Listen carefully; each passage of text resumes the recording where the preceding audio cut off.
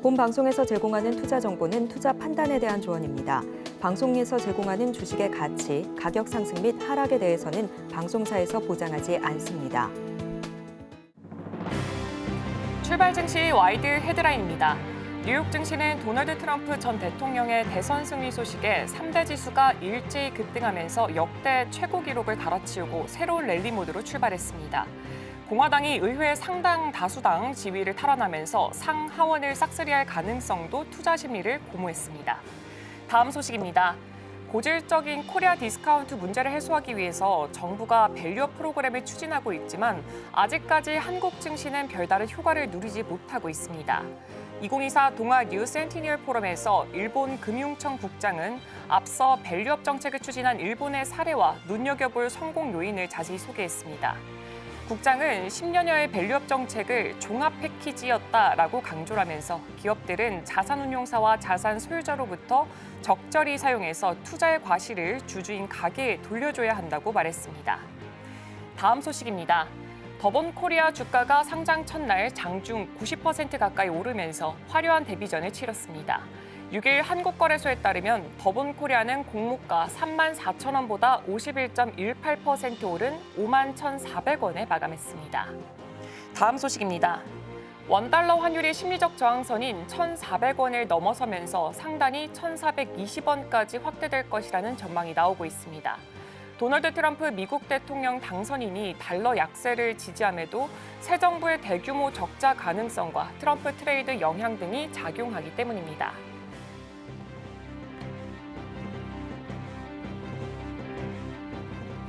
성공 투자를 향해 출발하는 힘찬 첫걸음, 매일 아침 증시와이드가 함께합니다. 안녕하세요. 진행을 맡은 오은비입니다.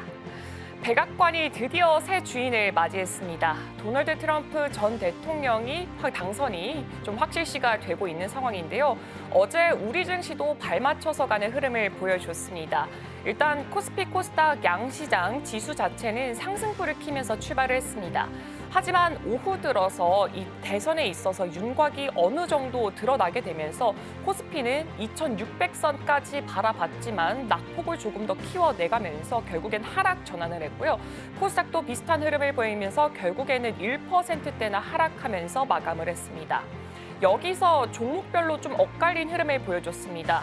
트럼프 당선인 같은 경우에는 전통적인 에너지를 추구하고 있기 때문에 2차 전지 업종에서의 약세가 두드러졌는데 LG 에너지 솔루션 같은 경우에는 무려 7%가량 낙폭을 크게 보여줬고요. 삼성 SDI나 에코프로 같은 2차 전지 업종들의 약세가 두드러졌습니다.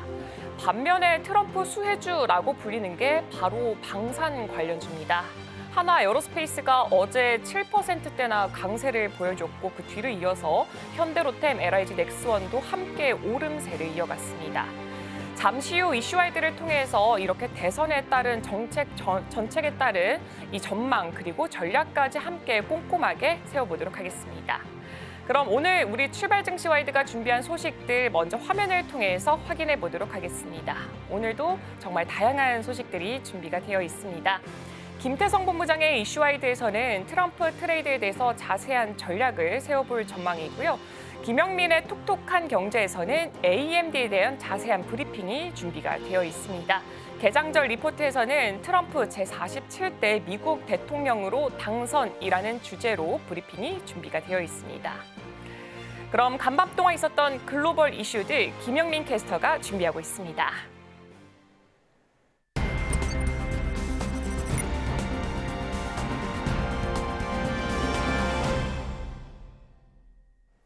오늘 아침 빼놓을 수 없는 글로벌 이슈 쉽게 읽어드립니다. 아침에 읽는 어젯밤 미증시 이야기 어떤 이슈들이 있었는지 함께 살펴보시죠. 네, 3대 지수 모두 상승 마감하는 모습이었습니다. 다우존스, S&P 500, 나스닥 모두 빨간불을 켜냈는데요. 다우존스는 3.57% 상승을 했고 S&P 500 지수는 2.53%, 나스닥 역시도 3% 넘는 상승폭을 그려내면서 마무리를 지었습니다. 새로운 백악관의 주인이 생각보다 일찍 정해졌습니다. 도널드 트럼프 전 대통령이 미국의 47대 대통령에 당선이 되면서 백악관으로 복귀하게 됐는데요. 당초 발표됐던 초접전의 여론조사 결과가 그대로 반영이 되면 우승 선언까지 최장 13일이 걸릴 수 있다라는 분석이 무색하게 하루 만에 뚜렷한 윤곽이 드러났습니다. 경쟁자였던 해리스 부통령도 결과에 승복한 뒤에 축하 전화를 걸어서 모든 국민을 위한 대통령이 되달라라고 부탁했습니다. 대선으로 인한 빅데이였던 만큼 뉴욕 증시 환호하는 모습이었습니다. 간밤에 뉴욕 증시 모두 상승세를 기록했고 3대 지수 일제히 사상 최고치를 그려내면서 마무리를 지었습니다. 차기 트럼프 행정부의 감세 또 규제 완화 정책이 기업 활동에 좀 긍정적으로 작용하지 않을까 하는 기대감이 투심을 자극하는 모습이었고요. 골드만삭스는 현지 시간으로 5일 트럼프 후보의 당선 그리고 공화당 이 상하원을 모두 싹쓸이할 경우에는 S&P 500 지수가 3% 급등할 것이라고 예측을 했는데요.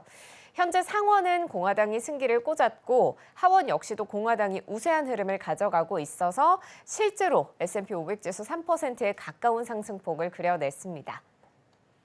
미 10년물 국채금리는 큰 폭으로 상승하며 4.44%까지 마무리를 지었는데요. 국채 가격이 급락하면서 반비례하게 작용하는 금리는 급등하는 모습이었습니다. 트럼프 전 대통령의 공약대로 자국 우선주의가 이루어지게 되면 수입품에 막대한 관세를 부과하게 되고 또 미국에서 인플레이션이 다시 반등할 수 있다라는 우려가 채권 가격에 그대로 반영이 된 겁니다. 급락한 국채 가격, 반비례하게 움직이는 국채 금리 살펴봤고요. 필라델피아 반도체 지수 역시도 큰 폭으로 상승했습니다. 3.12% 상승하며 5,200포인트 선까지 올라서는 모습이었습니다. 국제유가는 소폭 하락했는데요. 12월분 WTI는 0.14% 하락하며 배럴당 71달러 선에 마무리를 지었습니다. M7 종목들 위주로 살펴보면 빅테크들 전반적으로는 강세를 보이는 모습이었습니다. 규제를 강화하던 민주당 대신에 규제 완화책을 들고 올 가능성이 높은 트럼프 행정부의 출범을 앞두고 기대감이 선반영된 걸로 보입니다. 애플은 다른 빅테크들과 함께 지금 미 법무부의 반독점 소송에 제소가 된 상태인데요. 트럼프 전 대통령의 당선으로 인해 리스크를 회피할 수 있을 거란 기대감이 생겼습니다. 다만 주가는 약보합으로 돌아서며 마무리가 됐습니다. 애플이 최근 내놓은 연례 보고서에서 자사가 새로운 시장에 진출해서 내놓는 신제품들이 아이폰을 비롯한 기존의 제품들만큼 수익성이 좋지 않을 수 있다라고 경고한 건데요. 이는 회사의 사업과 운영 결과 및 재무 상태에 실질적으로 악영향을 미칠 수 있다고 명시했습니다. AI나 가상현실 헤드셋 같이 검증되지 않은 것들이 새 시장에 진출을 하게 되면서 미래의 신제품은 아이폰만큼의 수익으로는 돌아오지 않을 수 있음을 분명히 한 겁니다. 애플이 이번처럼 미래 신제품이 재무 상황을 악화시킬 수 있다라고 직접적으로 언급한 적은 없었는데요. 또 이번 보고서에서 애플은 AI의 안전성에 대한 우려와 지정학적인 긴장이 새로운 위험으로 떠올랐다고 경고했습니다. 지정학적 긴장을 위험 요인으로 지목한 건 수년 만에 처음입니다. 이뿐 아닙니다. 유럽연합이 애플에게 디지털 시장법 위반으로 수십조 원의 과징금을 부과할 거란 보도가 나왔습니다. 실제로 애플이 과징금을 받게 되면 EU가 디지털 시장법을 적용해 제재한 첫 사례가 됩니다. 마이크로소프트는 2% 넘게 상승하는 모습이었고요. 엔비디아는 오늘 장에서도 4% 넘는 상승폭을 그려냈습니다. 어제 장에서 약 5개월 만에 애플을 제치고 시가총액 1위 자리를 탈환한 엔비디아, 오늘 장에서도 급등세를 그려내면서 애플과의 격차를 더욱더 벌리는 모습입니다. 오늘 기준 엔비디아의 시가총액은 3조 5,718억 달러, 애플의 시가총액은 3조 6,666억 달러입니다. 알파벳 역시도 큰 폭으로 상승하며 4% 가까운 상승폭을 그려냈는데요. 바이든 행정부의 반독점 소송에 걸려있는 구글의 모기업 알파벳의 주가는 트럼프 전 대통령의 당선으로 인해서 상승 탄력을 받는 모습이었습니다. 외신들은 구글이 강제 분사를 피할 가능성이 높아졌다고 전망했는데요. 실제로 트럼프 전 대통령은 지난 10월 행사에서 회사를 해체하지 않고 더 공정하게 만드는 일을 할 수 있다라면서 구글에 대한 분할 시도에 회의적인 입장을 표명한 바 있습니다. 아마존 역시도 4% 넘는 큰 폭의 상승 그려냈습니다. 역시 바이든 행정부 산하에서 반독점 소송에 걸려있는 상태인데요. 오늘장 크게 상승하는 모습이었고요. 반면에 메타 플랫폼스가 약보합으로 돌아섰고 브로드컴은 3% 이상의 상승폭 그렸습니다. 이어서 투데이 핫스탁입니다. 먼저 대통령에 당선된 트럼프 관련주 살펴봅니다. 모두 수혜를 받아서 큰 폭으로 상승했는데 가장 대표적인 테마주인 트럼프 미디어 앤 테크놀로지는 10% 가까운 상승폭을 그렸습니다. 이번 대선 기간 트럼프 전 대통령에게 올인한 일론 머스크 CEO의 테슬라 역시도 주가가 폭등했는데요. 오늘 장에서 14%의 상승폭을 그려내며 288달러 선의 종가를 형성했습니다. 또 가상자산의 우호적인 트럼프 전 대통령 당선에 비트코인은 7만 6천 달러 선을 뚫으면서 강세를 보였는데 미국의 최대 암호화폐 거래소 코인베이스의 주가는 31% 넘게 폭등했습니다. 이외에 금융기업들에 대한 규제가 완화될 것이다라는 기대감에 금융주들 일제히 랠리했습니다. JP모건은 10% 이상, 뱅크 오브 아메리카 8%, 웰스파고와 모건 스탠리 골드만삭스 역시도 10% 넘는 상승폭 보여줬습니다. 이어서 해리스 수혜주로 분류됐던 재생에너지와 태양광 관련 종목들 볼까요? 일제히 하락했는데요. 트럼프 전 대통령은 바이든 행정부의 인플레이션 감축법을 무력화한다라는 방침이어서 관련 기업들 타격을 받았습니다. 세계 최대의 수소업체 플러그파워 무려 22% 넘게 하락했고요. 미국 최대 태양광 패널 제조업체인 퍼스트솔라 10% 이상, 그리고 태양광 추적기 제조사죠. 어레이 테크놀로지스도 주가가 20% 이상 빠졌습니다. 선런과 솔라이즈 테크놀로지스도 모두 20% 넘는 낙폭을 그려냈습니다. 지금까지 아침에 읽는 어젯밤 미증시였습니다.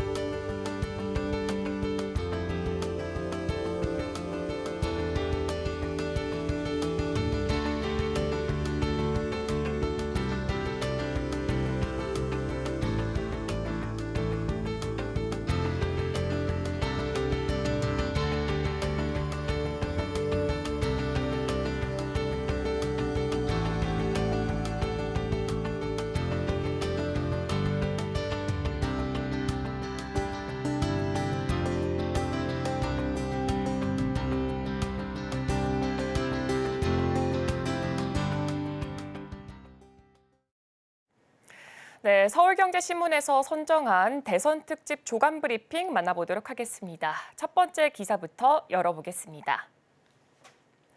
미국 무역 적자 개선, FTA 1차 타깃, IRA 등 보조금 축소 우려도라는 주제의 첫 번째 기사입니다. 도널드 트럼프 전 대통령이 재선에 성공을 하면서 한국 경제에도 큰 영향이 예상이 되고 있습니다. 트럼프 행정부는 한국에 대한 무역 적자, 원달러 환율, 그리고 FTA 개정 등을 우선 타깃으로 삼을 가능성이 높게 존재하고 있습니다. 주한미군 방위비 협상도 주요 이슈로 부각이 될 전망인데요. 트럼프 1기 2017년에서 2020년 당시에 한국의 대미무역 흑자는 크게 감소했지만 조 바이든 정부에 들어와서는 다시금 증가세를 보여줬습니다.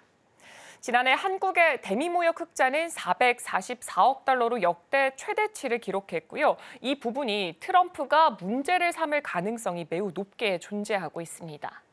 미국 입장에서 한국은 2021년까지 미국의 14위 무역 적자국이었지만 꾸준히 순위를 올려서 이달 기준으로 봤을 때는 적자국 7위까지 올라온 상태입니다.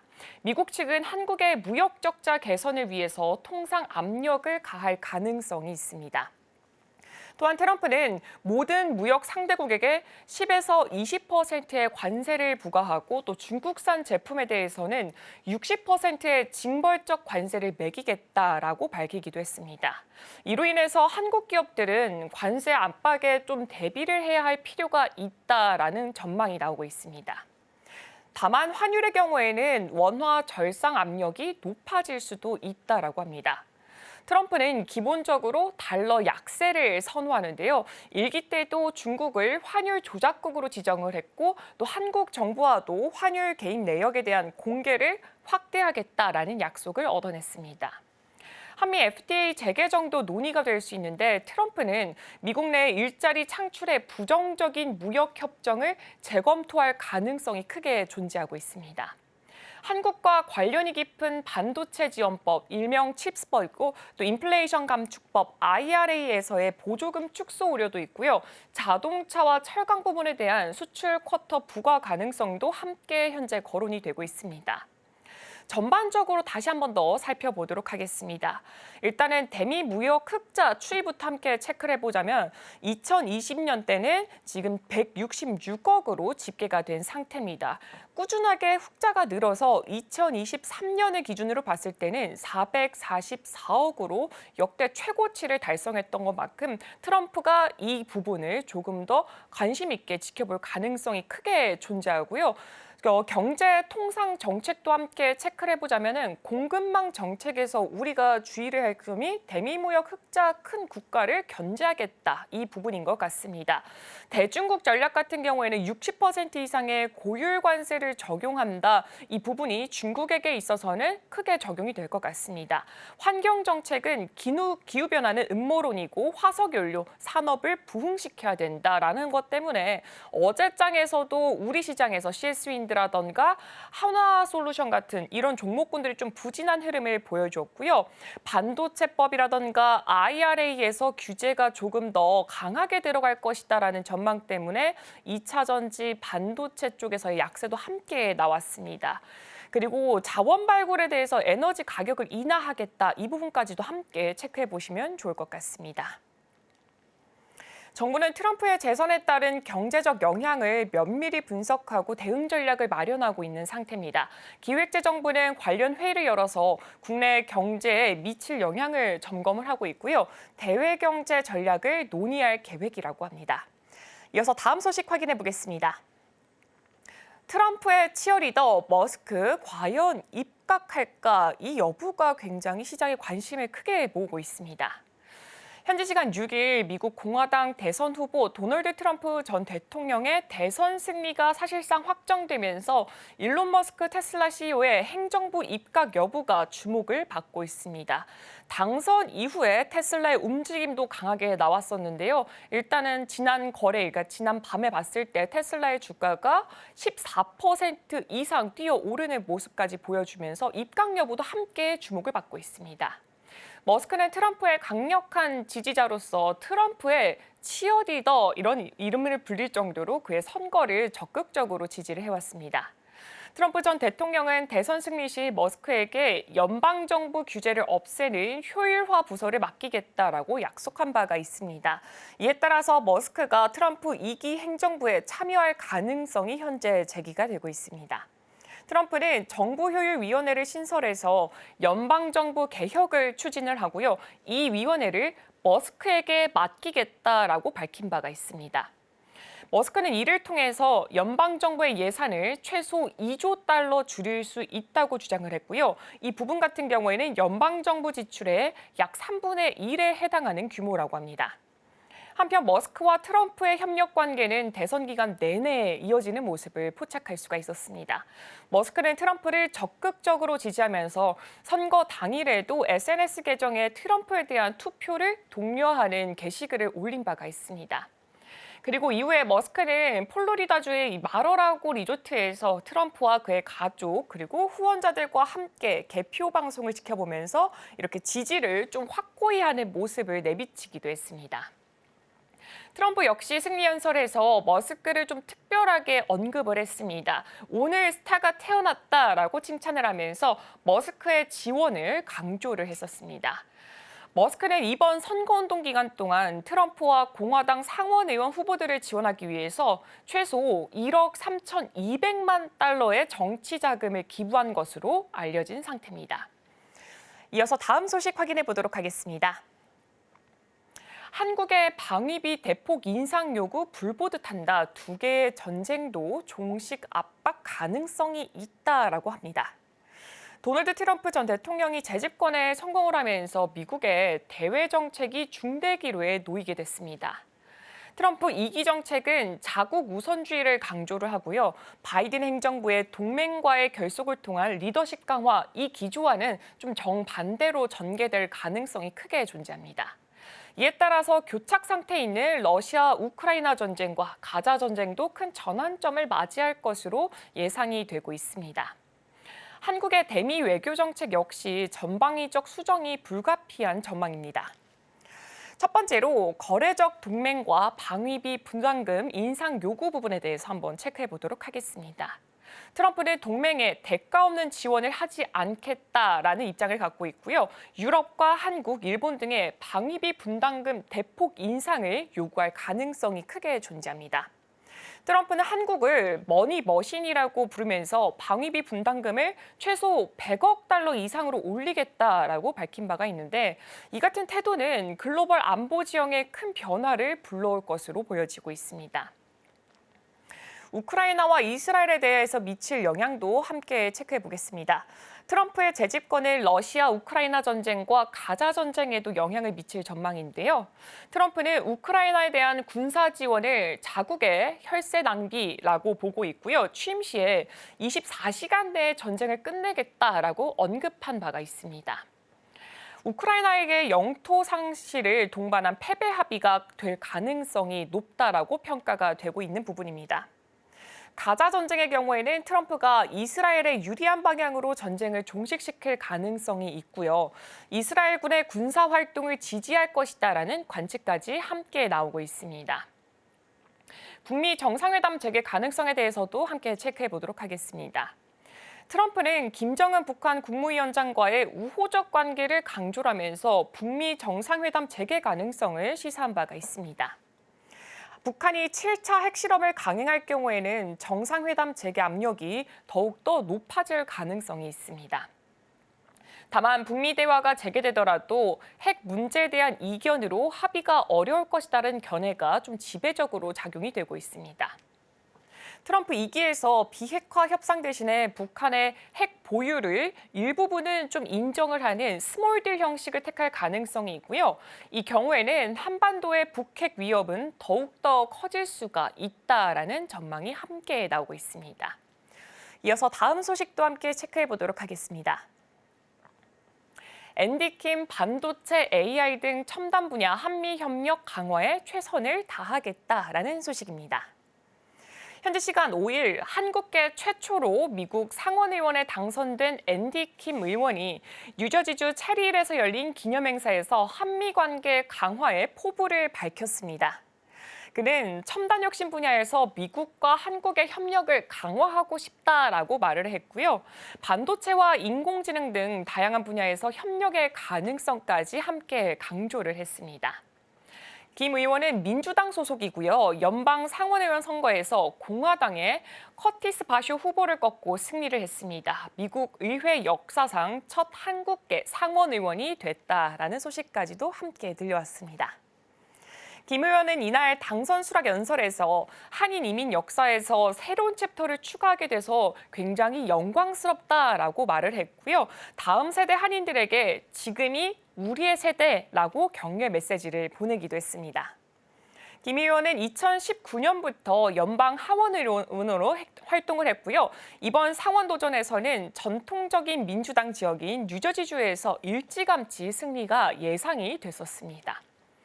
김 의원은 상원이 외교위원회에서 일하고 싶다라는 뜻을 내비친 상태고요. 국가 안보와 외교에서 중요한 역할을 하기를 기대를 하고 있습니다. 윤석열 대통령도 김 의원의 당선을 축하하면서 한국계 미국인 최초로 상원에 진출한 것을 기쁘게 생각한다라고 메시지를 전달하기도 했습니다. 이어서 다음 소식도 함께 체크해 보겠습니다. 미국의 재정 적자 확대, 원달러 환율 1,420원까지 갈 수도 있다고 합니다. 원달러 환율이 심리적 저항선인 1,400원을 넘어설 가능성이 큰 것으로 전망이 됐습니다. 제가 마지막으로 체크를 해봤을 때 이미 1,400원은 넘은 상태고요. 현재로서는 1,401원까지 오른 상태입니다. 도널드 트럼프 전 미국 대통령이 달러 약세를 지지함에도 불구하고 새 정부의 대규모 적자 가능성과 트럼프 트레이드 영향 등이 작용하면서 원화 약세 압력이 커지고 있다라는 분석이 함께 제기가 되고 있습니다.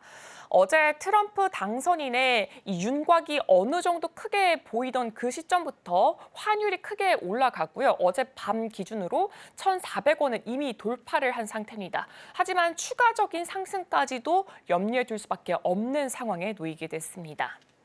미국의 새 정부에 대한 불확실성과 한국의 수출 부진, 그리고 경기 둔화 우려로 원화 약세는 당분간 이어질 것으로 보여지고 있습니다.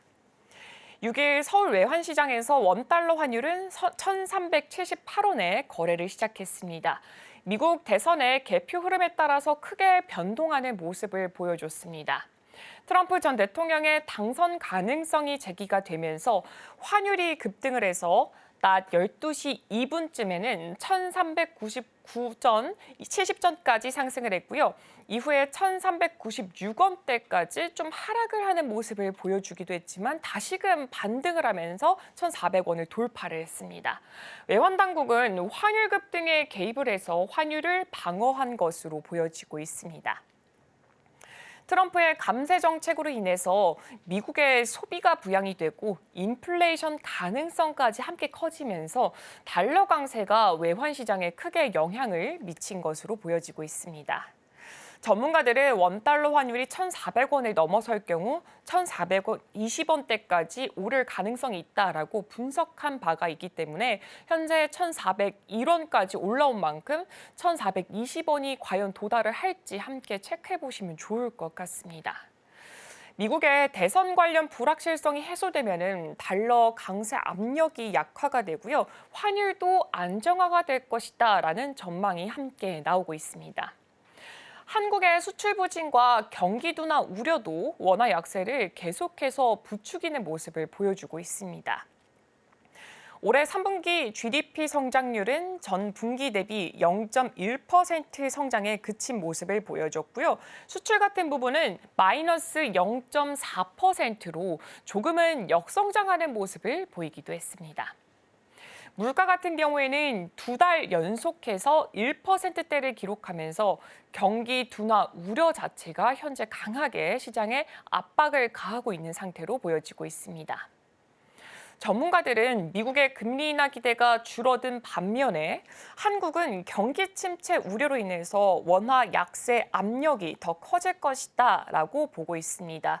지금 이렇게 대선에 대해서 어느 정도는 끝난 모습을 보여주고 있습니다. 하지만 곧바로 이어서 FOMC까지 이어져 있기 때문에 계속해서 이 환율의 흐름은 함께 체크해 보시는 게 좋을 것 같습니다. 네, 제가 준비한 조간 브리핑은 여기까지입니다. 잠시 후 이슈와이드 그리고 톡톡한 경제를 통해서 더 많은 이야기 나눠보도록 하겠습니다.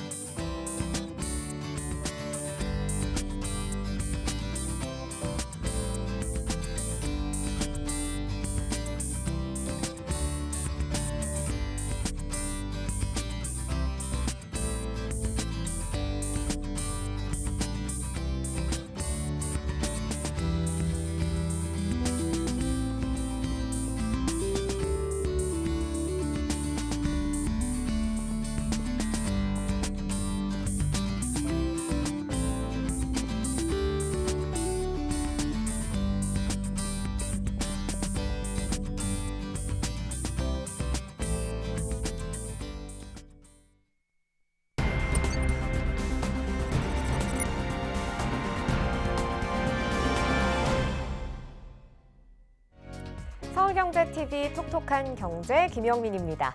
투자자들이 지금 가장 궁금해할 이슈를 찾아 그 내용에 대해 파고 들어볼 텐데요. 오늘 준비한 소식들 화면으로 바로 만나보시죠. 다양한 키워드 속 오늘은 AMD 살펴보겠습니다.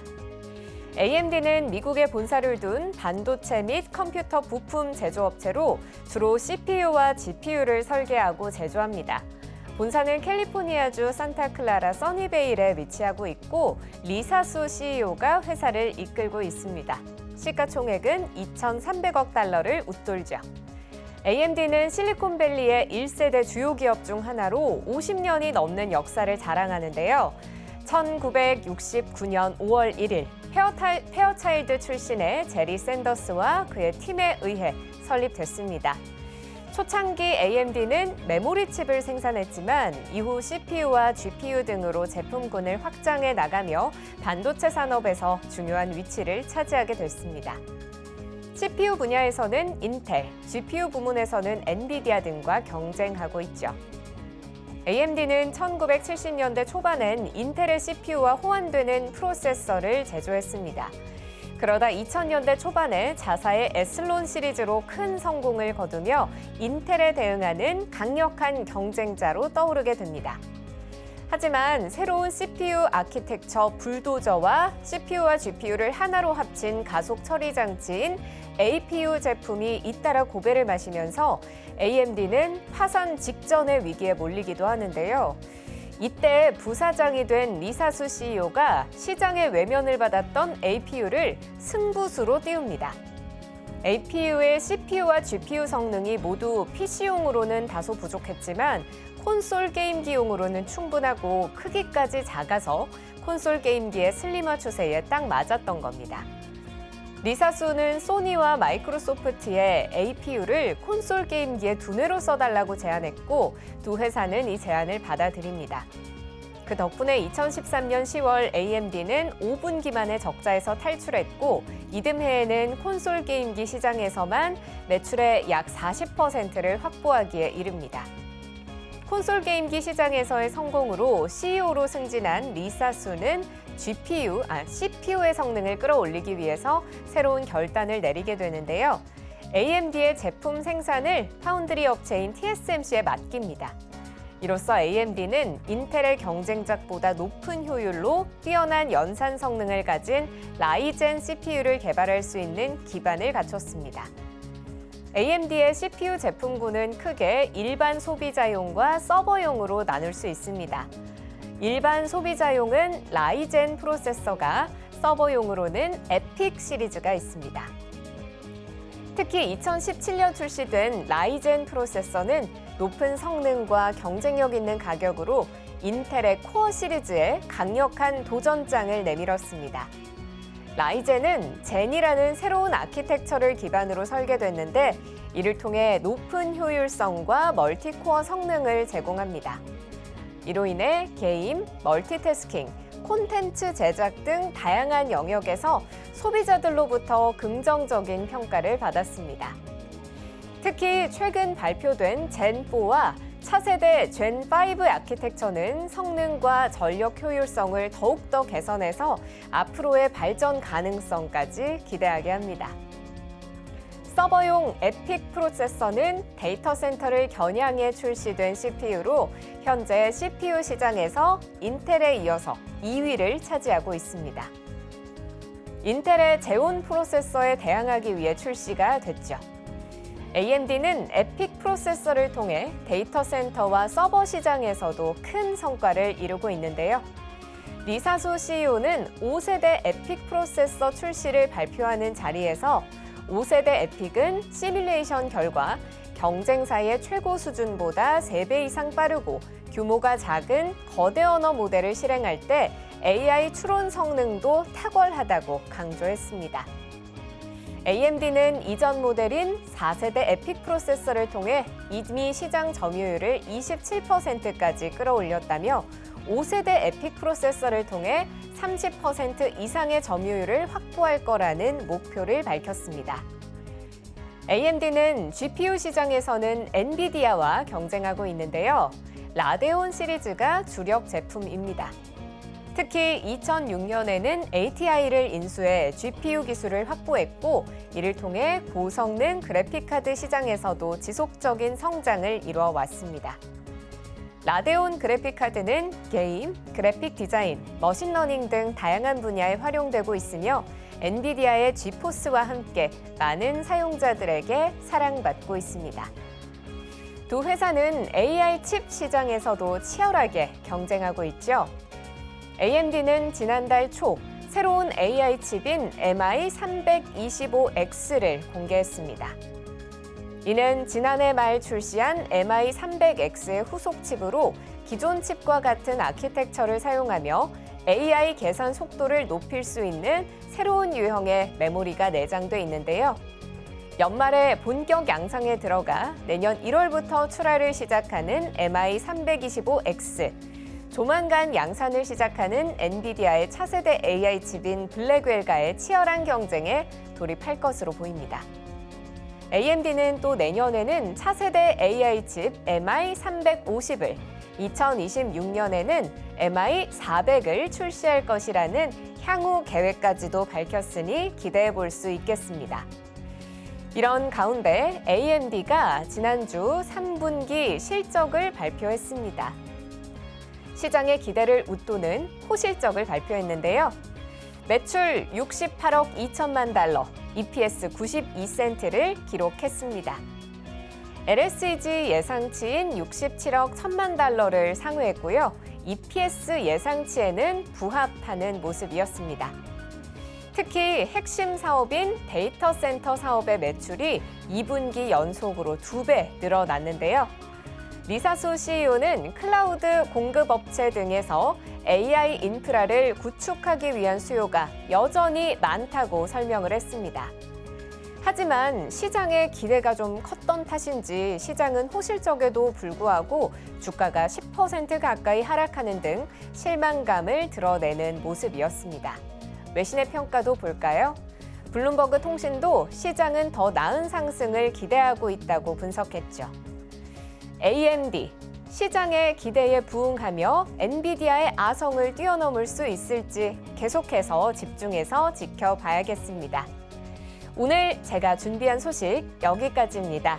계속해서 서울경제TV 출발 증시와이드 개장방송 함께하시면서 오늘 시장 대응하시길 바랍니다.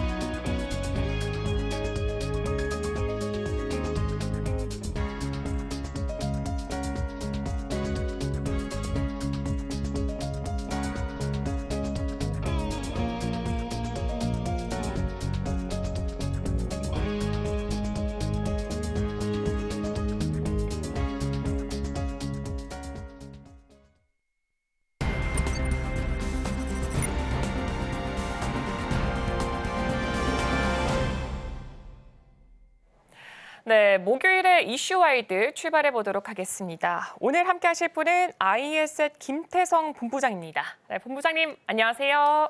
네, 안녕하세요. 어제 사실 저는 미국의 대선이 네. 항상 뭐 조사에서도 그랬고 외신에서도 그랬고 박빙의 승부다라고 했는데 생각보다 결과가 굉장히 일찍 나오게 됐어요. 그래서 이 대선 이야기를 조금 더 깊게 파고 들어볼 수밖에 없을 것 같은데요. 먼저 트럼프 후보의 당선이 사실 뭐 90%를 훨씬 그렇죠. 99%, 뭐 100%라고 얘기를 하긴 좀 그렇고요. 그렇게 됐는데 시장은 지금 이 상황을 어떻게 받아들이고 있을까요? 사실 이제 미 대선 같은 경우에는 우리나라와 이제 개표의 구조가 좀 다르다 보니까 통상적으로 이제 개표를 시작하고 나서 이틀에서 3일 뒤에 이제 확정 발표가 나오는 게 일반적인데 이번에는 너무나 빠르게 끝나버린 것 같습니다. 분명히 2주 전만 하더라도 트럼프가 우세하다, 1주 전만 하더라도 해리스가 우세하다, 굉장히 이제 박빙으로 치달을 거라고 이제 생각을 했었는데 예상 외로 트럼프의 압승이죠.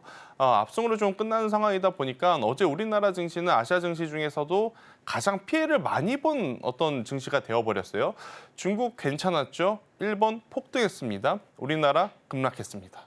우리나라 이제 급락한 이유를 좀 여러 가지로 체크를 해보면 결국에 이제 반도체에 대한 압박, 2차 전지주들에 대한 어떤 모멘텀 부족 이런 것들이 겹쳐지면서 굉장히 이제 조정의 폭이 깊었기 때문에 과연 이제 트럼프 2기에 대해서 우리는 어떤 부분이 이제 준비가 되어 있느냐라고 좀 고민을 해볼 필요는 있을 것 같아요. 그래서 이제 트럼프 같은 경우에는 사실 1기 때보다는 지금 2기의 멤버들이 조금은 더 우호적이지 않을까라는 저는 개인적인 희망회로를 좀 돌려봅니다. 그때 당시에 뭐 대표적으로 폼페이오 같은 인물 같은 경우에는 너무나 강경했던 좀 사람인데 지금 트럼프 곁에 가장 또 줄을 잘 선 사람이 한 명 있죠. 일론 머스크가 있기 때문에 일단 그런 분위기가 조금은 이제 우호적으로 퍼지게 된다면 어제 이제 트럼프 관련주들 굉장히 상승세 많이 나왔죠. 해리스 관련주들은 급락 나왔고 근데 시간에서는 반대 흐름이 나왔습니다. 트럼프 관련주들 밀렸고 해리스 관련주들이 올랐는데 일단은 해리스 관련주들에 대한 욕심은 내려놓아야 되겠죠. 그렇고 이제 당분간 트럼프 트레이드에 일단 국한되어 있는 종목군들의 어떤 비중을 조금은 더 가지고 가야 되지 않을까 생각이 들고 있고 그 기준으로 본다면 결국 인프라 관련주들 그리고 아무래도 이제 전력기기 쪽, 원전, 에너지 이쪽에 조금 더 집중을 하는 게 지금은 맞지 않겠는가라는 의견 한번 드려보도록 하겠고요. 일단 지금보다 더 중요한 건 본격적으로 중국과의 어떤 이야기를 할 때 과연 어떤 제품을 어떤 요율을 가지고 관세를 부과할지 이 부분을 좀 지켜보시면서 우리는 매매 전략을 좀 세우셔야 되지 않을까라는 의견 드려보도록 하겠습니다. 네, 어제 우리 증시 같은 경우에는 약한 흐름을 보여줬습니다. 아무래도 시가총액 상위 종목들이 대부분 반도체라던가 2차 전지 종목들이 많이 차지를 하고 있기 때문에 그 영향이 크게 다가올 수밖에 없을 것으로 보여지고 있는데요. 이제 우리는 중국의 관세를 어떻게 부과하느냐 이 부분에 조금 더 집중을 해봐야 될 것 같습니다. 트럼프 후보가 당선 가능성이 훨씬 더 높아지게 점쳐지면서 어제 우리 시장 같은 경우에는 환율 자체도 함께 움직이는 모습을 보여줬습니다. 제가 어제 저녁에 살짝 잠들기 전에 봤을 때는 분명히 1,400원을 넘지가 않았었거든요. 맞아요. 근데 저녁쯤이 넘어가서부터는 1,400원을 돌파하더니 결국에 1,401원까지 지금 올라온 상태로 보여지고 있습니다. 이 부분에 대해서는 시장 영향에 대해서 어떻게 생각하시는지가 궁금하고 네. 환율의 향방도 함께 여쭤보고 싶습니다. 일단 저는 개인적으로 환율을 보면서 이런 생각을 했습니다. 어떡하지라기보단 1,300원대라고 해서 좋았는가? 뭐 좋은 거 없었습니다. 그렇다고 해서 1,400원대? 그렇게 악재가 또 나올 가능성도 저는 적다라고 생각이 듭니다. 왜냐하면 환율이 오르고 내릴 때 여러분들이 가장 중요하게 체크를 해야 될 부분은 왜 오르는지, 왜 내리는지 모를 때는 위험합니다. 우리가 모르는 어떤 위험이 도사리고 있을지 모른다는 불안감이 겹칠 수 있기 때문에. 하지만 지금 우리나라 원달러 환율에 대한 움직임은 명확하죠.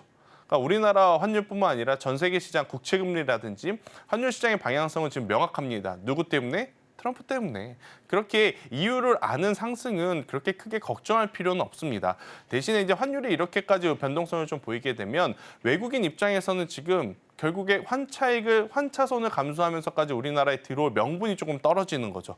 그래서 이제 외국인의 수급이 일정 몇 기업에게만 이제 집중이 될 가능성이 높은데 그러면 투자자분들은 현명하게 그 몇 기업을 찾아서 트레이딩을 하시거나 외국인들의 부재에 그러면 기관의 수급이 좀 많은 종목을 저는 컨택을 하는 게 지금은 더 맞지 않을까라는 생각이 들고 있고요. 환율 이거 얼마나 더 올라요? 이거 언제 내릴까요? 이런 고민을 하는 건 저는 시간 낭비가 아닐까라는 생각이 들고 있고요. 지금 트럼프가 된 상황이기에 1,300원, 1,400원 위에서 고공 어떤 고가권에서의 흐름은 계속 유지가 될 가능성이 높지 않을까라는 의견 한번 드려보도록 하겠고요.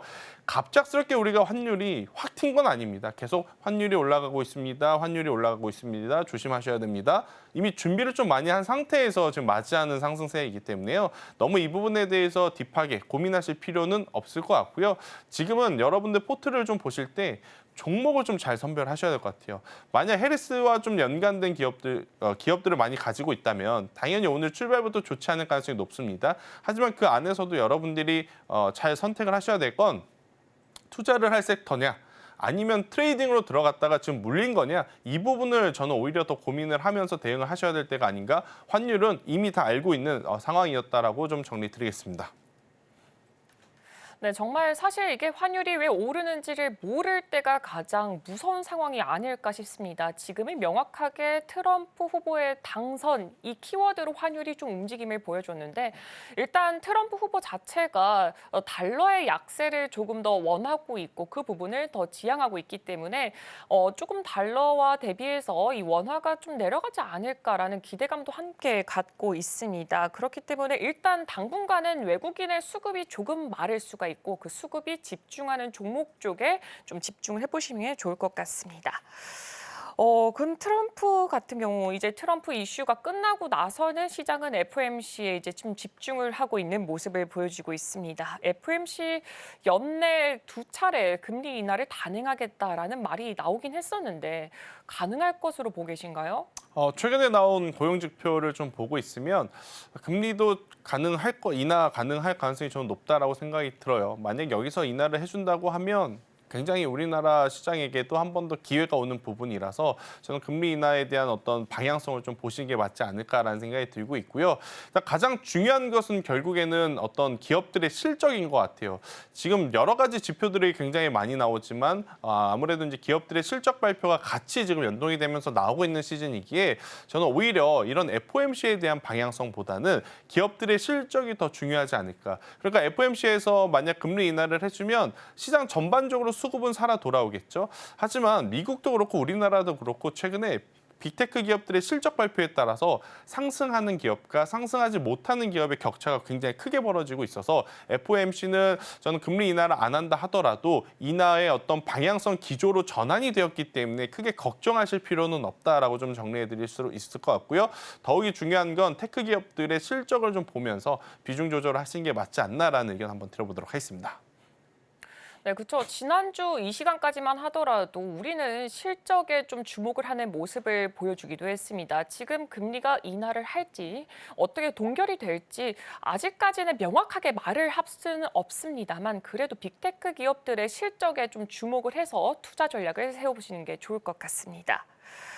그리고 이제 빼놓을 수가 없는 게 바로 트럼프 트레이드가 아닐까 싶습니다. 오늘 시장에서 그 변동성이 굉장히 강하게 나올 것으로 보여지고 있는데 일단 방산주 같은 경우에 트럼프 트레이드의 가장 대표적인 그런 섹터 중 하나로 또 꼽히고 있는 만큼 수급 자체가 좀 대거로 유입이 되면서 어제도 되게 주가가 많이 올라갔더라고요. 그래서 오늘 같은 경우에도 변동성이 크게 좀 나올 수도 있지 않을까라고 생각이 드는데 방산주 대응 전략 어떻게 잡아봐야 할지 좀 궁금하고 지금 혹시 좀 접근해봐도 괜찮을 구간인가요? 일단 저는 기존의 3대장, 하나 에어로스페이스, 현대 로템, LIG 넥선 같은 경우에는 일단 비중을 조금 내려야 될 때가 아닌가, 욕심을 조금 내려야 될 때가 아닌가라는 생각이 듭니다. 장단점은 명확해요. 장점 같은 경우에는 트럼프가 과거 1기 시절에 보여줬던 과격함들이 만약 시장에 노출이 된다면 여러 나라에서 당연히 이제 방위비를 더 높이거나 무기를 많이 사들일 가능성이 높죠. 이게 장점입니다. 근데 단점은 뭐냐면 트럼프가 이런 이야기를 합니다. 미국을 완전히 바꿔놓겠다. 그리고 각 나라에서 지금 캐시카우 역할을 하는 제품에 대해서는 높은 관세를 매겨서 우리나라를 더 강하게 살리겠다라는 이야기를 했습니다. 근데 우리나라 기준으로 지금 가장 많이 판 제품들 보면 반도체, 화장품, 그리고 방산이 지금 꼽히고 있어서 이 부분에 대해서 추후에 여러 가지 노이즈가 나올 가능성이 저는 높지 않을까라는 생각이 들어서요. 이 기업들의 기술력, 실적, 수출 데이터 이게 안 좋은 게 아니라 단순히 이제 투심이 위축이 될 가능성이 높아서 현재 구간에서는 공격적인 어떤 비중 확대라기보다는 대응의 영역이다라고 좀 보시면 될 것 같은데 저는 오히려 방산 쪽에서 딱 한 기업, 한국항공우주만큼은 지금 다른 길을 걸어갈 가능성이 굉장히 높아졌다라는 이야기를 좀 드리고 싶어요. 트럼프 트레이드에서 가장 줄을 잘 선 사람이 일론 머스크죠. 그러니까 일론 머스크가 지금 트럼프와 유대 관계가 굉장히 또 깊어지는 모습을 보인 게 어제 이제 트럼프가 유력 당선 이야기를 하면서 바로 이런 이야기를 합니다. 스페이스X. 우주항공에 대한 이야기를 강하게 들어줘요. 그러면 당연히 우리나라 우주항공 관련주들도 같이 움직이겠죠. 세트레가이 어제 굉장히 강했죠. 컨택 오랜만에 올라왔죠. 인텔리안 테크도 바닥권에서 올라왔죠. 하지만 이 기업들은 사실 미국의 우주항공과 직접적으로 연관이 있다라고 보기에는 조금은 어렵습니다. 그런데 한국항공 우주만큼은 다르다라는 거죠. 기존에 이제 글로벌 우주 산업 이걸 영위하고 있고 그리고 또 방산 산업에서도 지금 계속해서 좋은 개선세를 좀 보이고 있어서 만약 방산주를 보시는데 기존의 큰 기업들이 좀 부담이 되신다라고 하면 지금의 어떤 대안책 중에 가장 완벽하게 들어맞는 것은 한국항공우주일 가능성이 높다라고 좀 보여지고 있어서 저는 만약 이쪽에 관심 있으신 분들은 한국항공우주를 지금 위치에서 한번 보시는 것도 나쁘지 않다. 역사적인 신고가까지 5%만 올라가면 돌파하게 되어 있습니다. 그렇기에 투심이 이쪽으로 좀 쏠릴 가능성이 높지 않겠나라는 의견 드리겠습니다.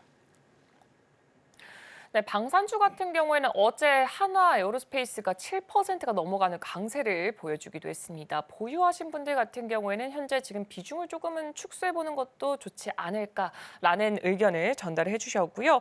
일단 어제 이제 트럼프의 연설을 봤을 때는 스페이스 X를 언급을 했습니다. 이렇게 되면서 이 우주 항공 쪽에 좀 주목도가 높게 올라가고 있는데 김태성 본부장의 의견은 한국항공 우주 쪽에 주목을 해보면 좋을 것 같다. 라고 전달을 해주셨습니다. 그럼 이제 좀 봤더니 방산주 안에서도 좀 중소형 쪽으로 수급이 몰리고 있는 모습이 보여지고 있습니다.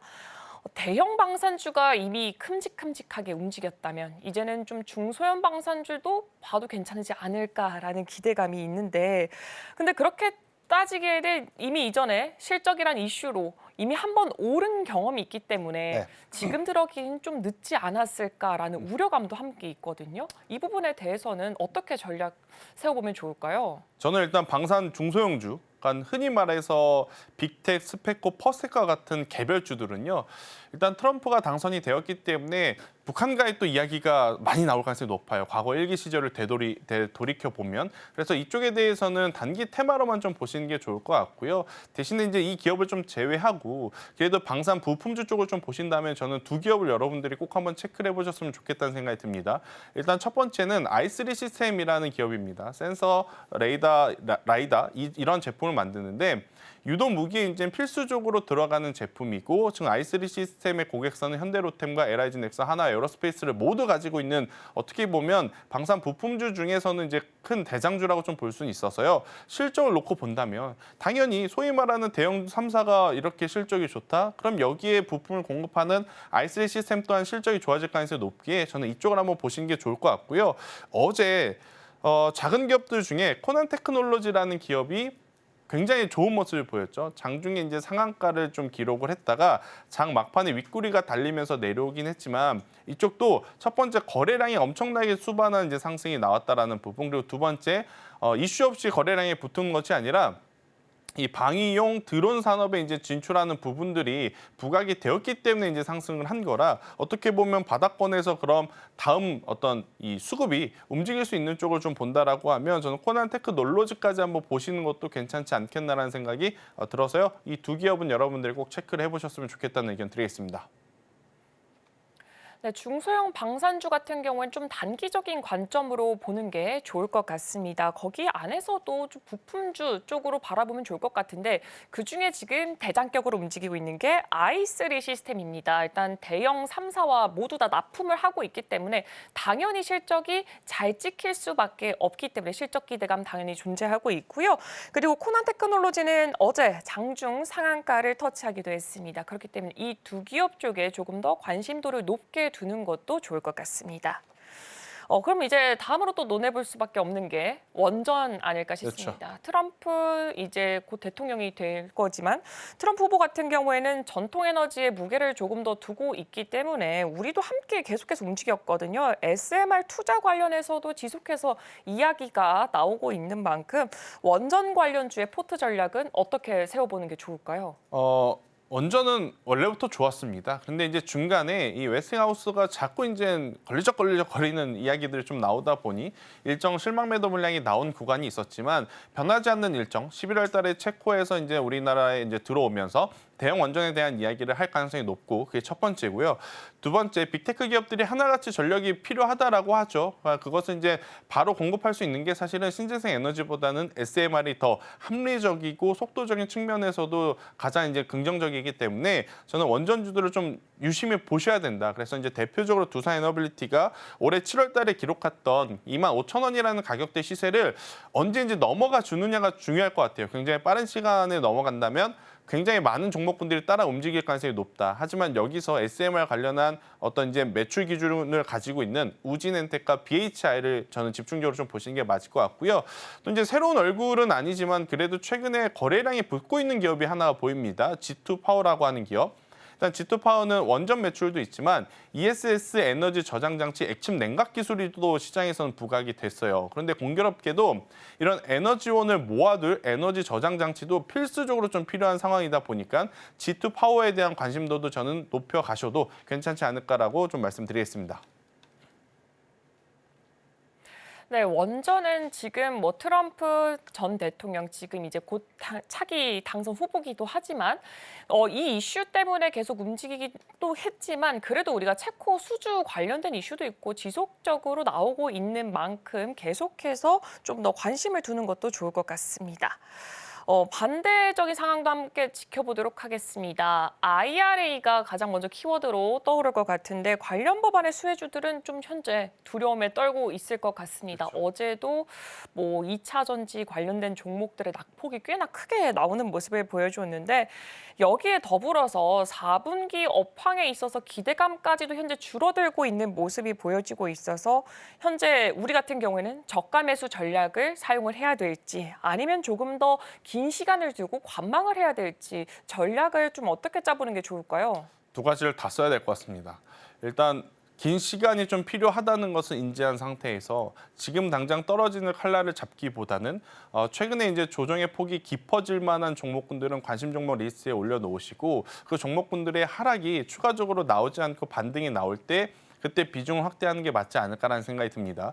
일단 과거의 데이터를 보면 민주당이 집권을 했다 그래서 이 공화당이 밀었던 뭐 전통적인 에너지가 폭락을 했다 그런 것도 없습니다. 반대로 공화당이 집권을 했다 그래서 2차 전지 전기차 신재생 에너지 폭락을 했냐? 또 그것도 아니더라고요. 그러니까 미 대선을 앞둔 저는 변동성 장세에 따라서 이제 움직이는 것일 뿐 일단 길게 본다라고 하면 결국 IRA 법안도 트럼프가 되었다 그래서 한순간에 없었던 일로 될 수 없다라는 것이 이제 팩트이고요.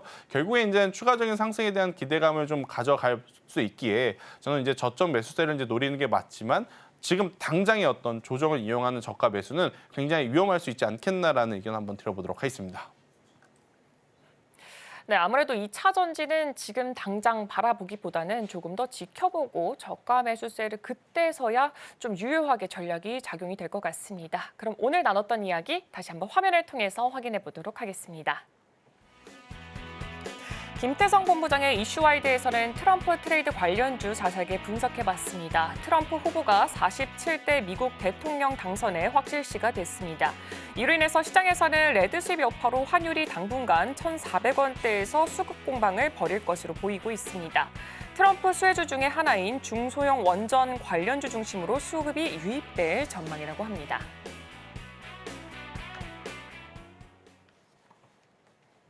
네, 김태성 본부장과는 여기서 인사하도록 하겠습니다. 우리 출발 증시 와이드는 9시 개장 방송까지 계속해서 이어갑니다. 그렇다면 개장 전에 살펴봐야 될 경제 이야기 이가은, 이소연 앵커의 브리핑이 준비가 되어 있습니다.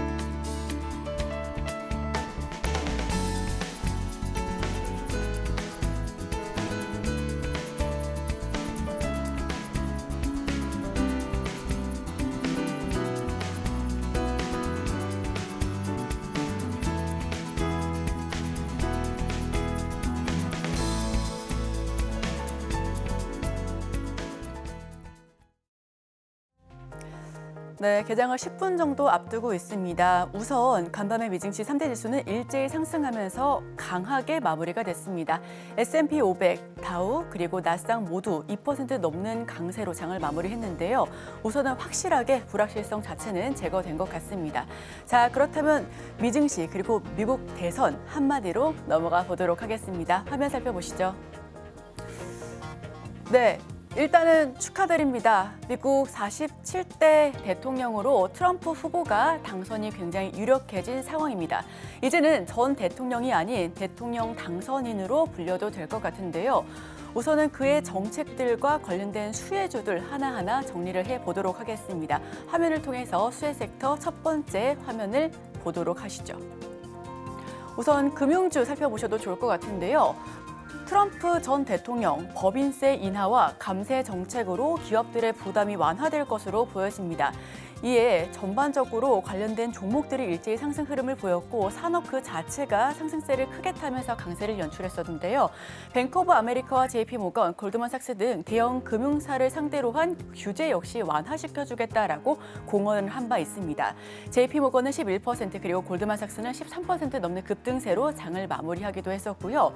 다만 고관세 그리고 감세 정책으로 인한 인플레이션이 갑자기 압력을 받을 수가 있겠다라는 우려감은 존재하고 있습니다. 그렇다면 그로 인해서 지금 기준금리가 인하될 것이다, 계속해서 피벗을 보일 것이다 라고 하는 부분이 갑작스럽게 반대 방향을 보일 수도 있겠다라는 부분도 함께 투자 판단에 참고해 주셔야겠습니다. 기준금리 인하 속도가 둔화될 수 있는 가능성 역시 점쳐지고 있는데요. 일단 어제 우리 시장에서 금융주, 신한지주와 KB금융, 하나금융지주가 모두 오름세를 보이면서 장을 마무리했었습니다. 자, 그럼 두 번째 테마도 살펴보겠습니다. 네, 가상자산입니다. 우선 비트코인 2억 시대가 정말 도래할까요? 트럼프의 출렁이는 가상자산. 어제장으로는 7,000달러가 훌쩍 웃돈 7,600만 달러 넘어섰습니다. 일단 76,000달러를 넘어섰는데요. 우선 계속해서 비트코인은 상승세를 그려가고 있고요. 간밤에도 7% 넘는 급등세를 보이면서 장을 운영하고 있습니다. 증권거래위원회 게리 갠슬러 위원장 바로 교체하겠다라고 하는 부분 역시도 점쳐지고 있고요. 100년 전 철강 산업에 비유하면서 관련된 비트코인 가상자산 산업을 육성하겠다라고 이야기도 하고 있습니다. 갤럭시와 머니트리는 23% 그리고 T사이언티픽과 우리기술투자도 20% 넘는 급등세로 장을 마무리했습니다. 가상자산뿐만 아니라 환율 역시도 1,400원대로 치솟았고요. 국채 수익률 역시 10년 만기는 4.43% 넘게 오름세를 기록하고 있습니다. 자, 그럼 마지막 테마도 살펴보도록 하겠습니다. 전쟁 종결. 우선 내가 대통령에 당선이 된다면 24시간 내에 전쟁을 종결하겠다라고도 공표했었습니다. 러우 전쟁에 대한 종결에 대한 기대감으로 재건주가 어제 일제히 급등하면서 장을 마무리했습니다. 삼부토건과 SY스틸텍 그리고 SG 모두가 상한가를 터치하면서 장을 마무리 지었었는데요. 우선 이와 관련해서는 많은 전문가들이 재건주와 관련해서는 조금 더 보수적인 접근이 필요하겠다라는 의견을 추가적인 코멘트로 언급한 바 있습니다. 희비가 교차할 우크라이나, 이스라엘. 우선은 우크라이나 쪽부터 먼저 살펴보자면요. 트럼프 전 대통령 아직까지는 러시아에 조금은 더 우호적인 모습을 보여왔습니다. 그렇기 때문에 러우 전쟁 같은 경우에는 우선은 우크라이나에 조금 더 우호적일 부분보다는 러시아에 조금 더 우호적일 가능성이 높다라고 하는 부분이 점쳐지고 있는데요. 이와 관련해서 관련된 조목들도 함께 더 살펴보시면 더 좋을 것 같고요. 한국은 머니머신, 방위비 폭탄이 날아올까 하는 우려감 역시 있습니다. 머니머신, 즉 현금 인출기다라고 하는 부분인데 이와 관련해서 방위비를 더 100억 달러 넘게 올려잡을 것이다라고 공표를 했었습니다. 자, 그렇다면 우리 기업들에게도 수출에 대한 기회는 열려 있다라고도 봐도 무방할 것 같은데요. 그렇기 때문에 어제 방산주도 일제히 상승 흐름을 보이면서 랠리를 펼쳤고요. 자, 그렇다면 이와 관련해서 전쟁 종결, 가상자산, 금융 이렇게 강한 상승세를 보였던 종목들이 있었다라고도 이야기를 드려보도록 하겠습니다. 자, 여기서 조금 더 깊게 들어가면 어떤 부분들 눈여겨봐야 될까요? 이가은 앵커와 함께 하시죠. 네, 대선 시계가 돌아갔고요. 사실 여론조사 결과 그리고 그때는 초박빙이란 단어를 많이 썼었는데요. 생각보다는 빠르게 결정이 난 것으로 확인이 됩니다. 오늘 시간 기준으로 다시 한번 확인해 보도록 하겠습니다. 먼저 선거인단 현황을 좀 살펴보면요. 오전 8시 기준입니다. 해리스 후보가 226, 그리고 도널드 트럼프 후보가 291석을 차지한 것으로 확인이 되면서 전반적으로 일단 50.9%를 기록하면서 해리스 후보에 앞선 것으로 나타났습니다. 사실상 당선이 됐다라고 봐도 무방할 것 같습니다. 다음 화면 보겠습니다.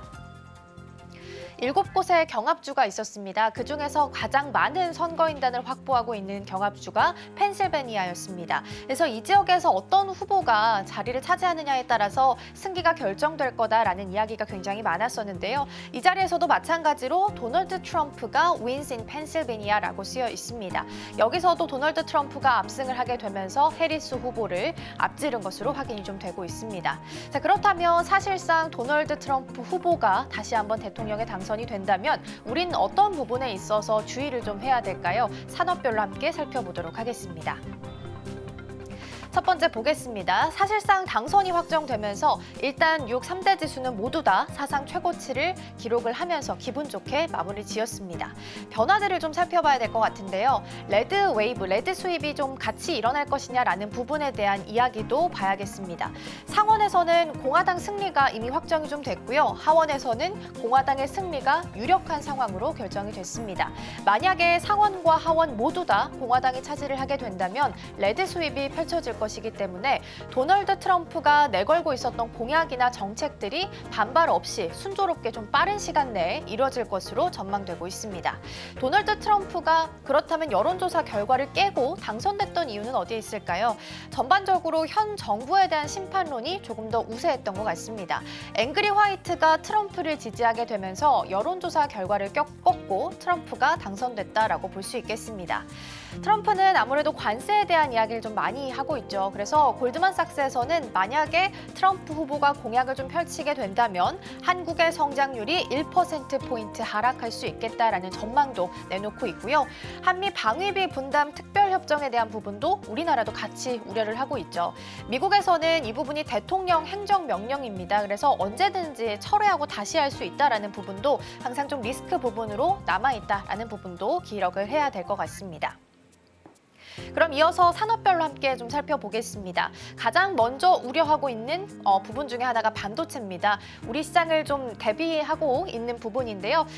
반도체 같은 경우에는 지금 미국 시장 안에서 현 정부대로 유지를 한다면 반도체 지원법을 통해서 공장을 좀 지을 수 있게 도와주겠다라는 부분인데 도널드 트럼프는 이 칩스법에 대해서 나쁜 거래다라고 표현을 하고 있습니다. 그래서 관세를 많이 부과해서 만약에 이게 부담스럽다 그럼 직접 미국에 들어와서 공장을 지어라라는 이야기로 해석을 할 수 있겠습니다. 그래서 보조금 백지화에 대한 가능성이 높아지고 있습니다. 그래서 우리나라 반도체 투톱이죠. 삼성전자랑 SK하이닉스 둘 다 지금 걱정할 수밖에 없는 상황인데요. 삼성전자는 64억 달러 그리고 SK하이닉스가 4.5억 달러를 원래 지원받기로 되어 있었는데 만약에 이게 백지화가 된다면 그 부족한 부분을 자체적으로 해결해야 되는 상황이기 때문에 기업들에게는 부담이 될 수밖에 없는 상황입니다. 그나마 좀 다행인 부분을 찾아보자면 대중국 부분입니다. 중국에 대한 제재가 강화하는데 특히나 반도체에 있어서 첨단 반도체, 레거시 반도체까지 같이 옥죄기 시작한다면 그럼 우리나라에게는 오히려 반사 수혜를 입을 수도 있겠다라는 시각도 같이 보이고 있습니다. 두 번째는 자동차입니다. 아무래도 전기차 보조금 축소에 대해서 좀 걱정을 하고 있고요. 수입 자동차 관세 부과도 문제입니다. 현대차 같은 경우에는 만약에 10에서 20% 정도 관세가 부과했을 때는 OP가 30% 정도 이하 하락할 것으로 예상이 되고 있기 때문에 이에 대한 부담도 빼놓을 수는 없을 것 같습니다. 다음 페이지 함께 열어보겠습니다. 세 번째 같은 경우에는 에너지, 2차 전지, 친환경 같이 좀 묶어봤습니다. 특히나 이 부분은 해리스 후보가 가장 유력하게 좀 내걸고 있었던 공약 중 한쪽이었죠. 아무래도 트럼프 후보는 전통 에너지를 좀 중시를 하고 있습니다. 그래서 석유랑 천연가스, 원자력 등이 오히려 수혜를 받을 수 있는 상황이고요. IRA를 무효화하겠다라는 부분에 대해서도 시도 가능성은 있지만 좀 불가할 것으로 보입니다. 아무래도 그 안에 있는 공화당 의원 18명과 의장까지 합쳐서 일단 반대에 대해서 무효화에 대해서 이야기를 좀 했기 때문에 이 부분에 대해서는 좀 폐지보다는 축소가 될 가능성이 좀 높다라고 보셔야 될 것 같습니다. 금리랑 환율도 볼 텐데요. 대규모 감세랑 고율 관세 부과 이렇게 두 가지를 트럼프 후보가 이야기하고 있죠. 부족한 부분은 국채 발행을 통해서 채우겠다라는 건데 국채 발행이 많아지면 금리가 높아질 수 있겠고 그렇다면 증시에는 부담이 될 수밖에 없는 상황이 될 것 같습니다. 고율 관세를 부과하게 된다면 물가 상승, 인플레이션 상승으로 이어질 수 있기 때문에 계속해서 강달러 이야기도 나올 수밖에 없습니다. 어제 오후 8시 20분 기준으로 1,400원 터치가 나왔기 때문에 오늘 우리 시장 환율 흐름도 함께 체크해 보시면 좋겠습니다. 오늘 시장 문 열고 돌아오겠습니다.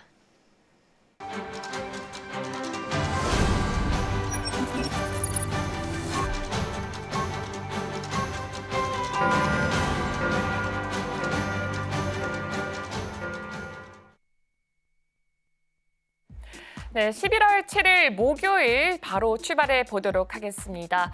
간밤 뉴욕 증시 3대 지수는 굉장히 큰 폭으로 오름세를 보여주면서 사상 최고가를 경신을 했습니다. 특히나 이 도널드 트럼프 전 대통령의 가장 강력한 후원자라고 꼽혔던 일론 머스크 테슬라 CEO, 그렇기 때문에 테슬라 쪽에서 14%의 강세가 보여줬습니다. 오늘 우리 시장은 어떻게 출발할지 지금 바로 열어보도록 하겠습니다. 네, 양시장은 지금 다른 방향을 가리키고 있습니다. 현재 코스피 같은 경우 0.24% 하락세를 보여주고 있고요. 코스닥은 0.02% 소폭의 오름세를 보여주고 있습니다. 코스피는 2,557포인트, 코스닥은 743포인트를 가리키면서 출발하고 있습니다. 업종별 흐름은 어떻게 진행되고 있을지도 함께 체크해 보도록 하겠습니다. 대부분의 업종들이 조금 하락세를 크게 보여주고 있습니다. 특히나 화학 같은 경우에는 좀 더 영향을 크게 받을 수가 있을 것 같은데요. 트럼프 전 대통령 같은 경우에는 이 IRA 쪽에선 좀 부정적인 입장을 보이고 있는 만큼 2차 전지 관련된 종목군이 많이 차지하고 있는 화학 업종은 오늘 낙폭을 좀 크게 그리고 있습니다. 종이 목재 같은 경우 현재 0.28% 상승하고 있는데 일단은 종이 목재 쪽에서 이슈가 하나 있습니다. 원가 압박과 실적 부진에 직면했던 이 출판업계가 판매 가격을 인상한다라고 합니다. 그 이유가 또 종이 쪽에도 있는데요. 주요 제지 회사의 종이 가격이 상승폭이 좀 더 확대가 되고 있다고 합니다. 펄프 가격이 올라가고 있고 해상 운임 비용도 올라가면서 원가 압박이 더 상승하고 있다라는 점도 함께 체크해 보시면 좋을 것 같습니다.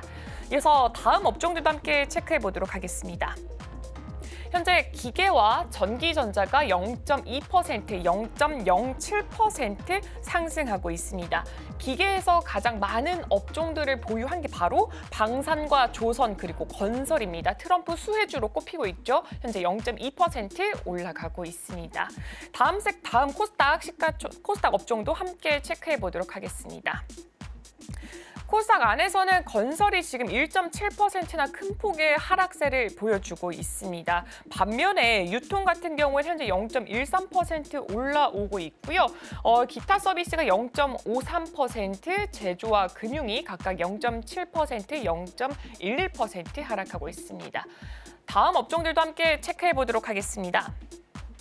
네, 마찬가지로 종이 목재, 출판 매체 복제에 지금 이슈 타면서 종이 목재는 0.3% 떨어진 반면에 출판 매체 목재는 0.1% 상승하는 흐름을 보여주고 있습니다. 시가총액 상위 종목들의 흐름도 함께 체크해 보도록 하겠습니다. 하이닉스 같은 경우 0.7% 올라가고 있습니다.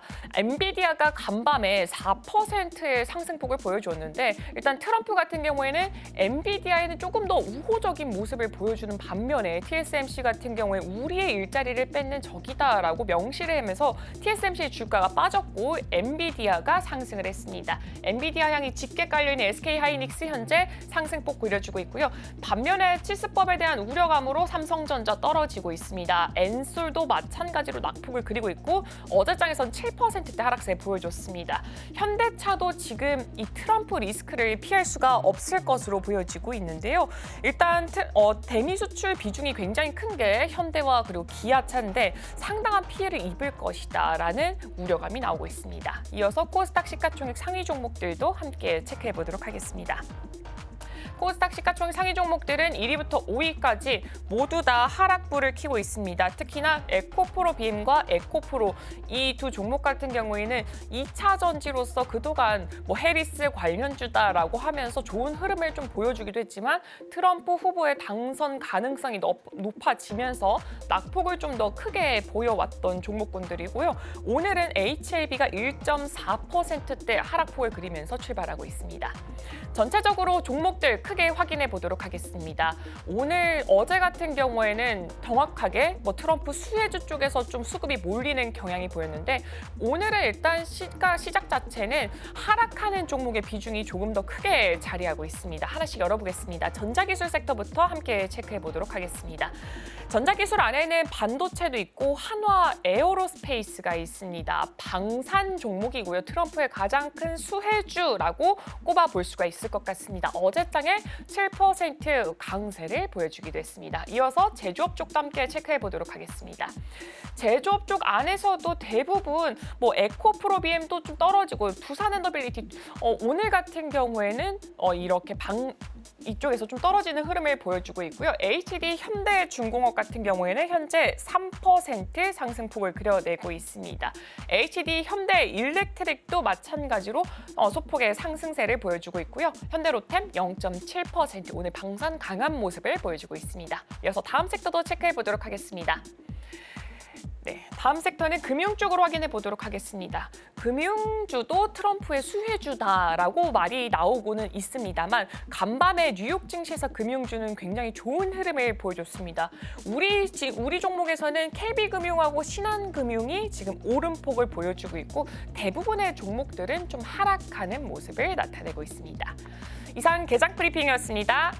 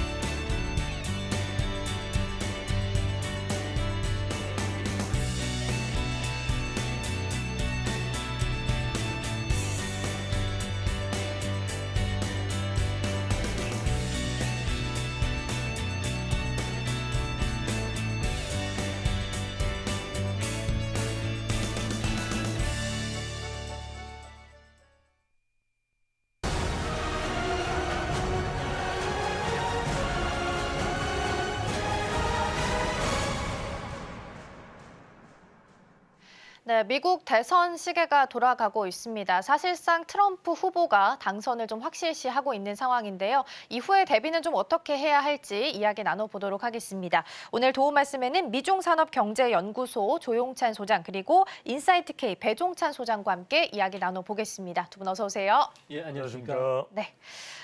생각보다는 좀 빠르게 개표 결과가 좀 확인이 되고 있습니다. 전반적으로 먼저 확인을 좀 해볼 텐데요. 먼저 배 소장님 그러면 개표 현황과 분위기 먼저 좀 짚어주시죠. 그렇습니다. 공화당의 잔치죠.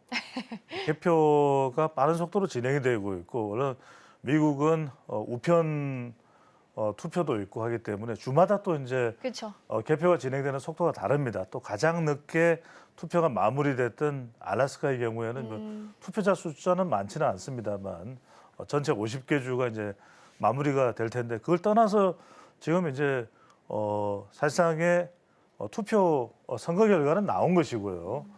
대통령은 도널드 트럼프, 상원도 공화당, 그렇죠. 하원도 공화당, 말 그대로 레드 스윕이 공화당 물결이 의회도 또 백악관도 뒤덮게 되는 상황이 됐습니다.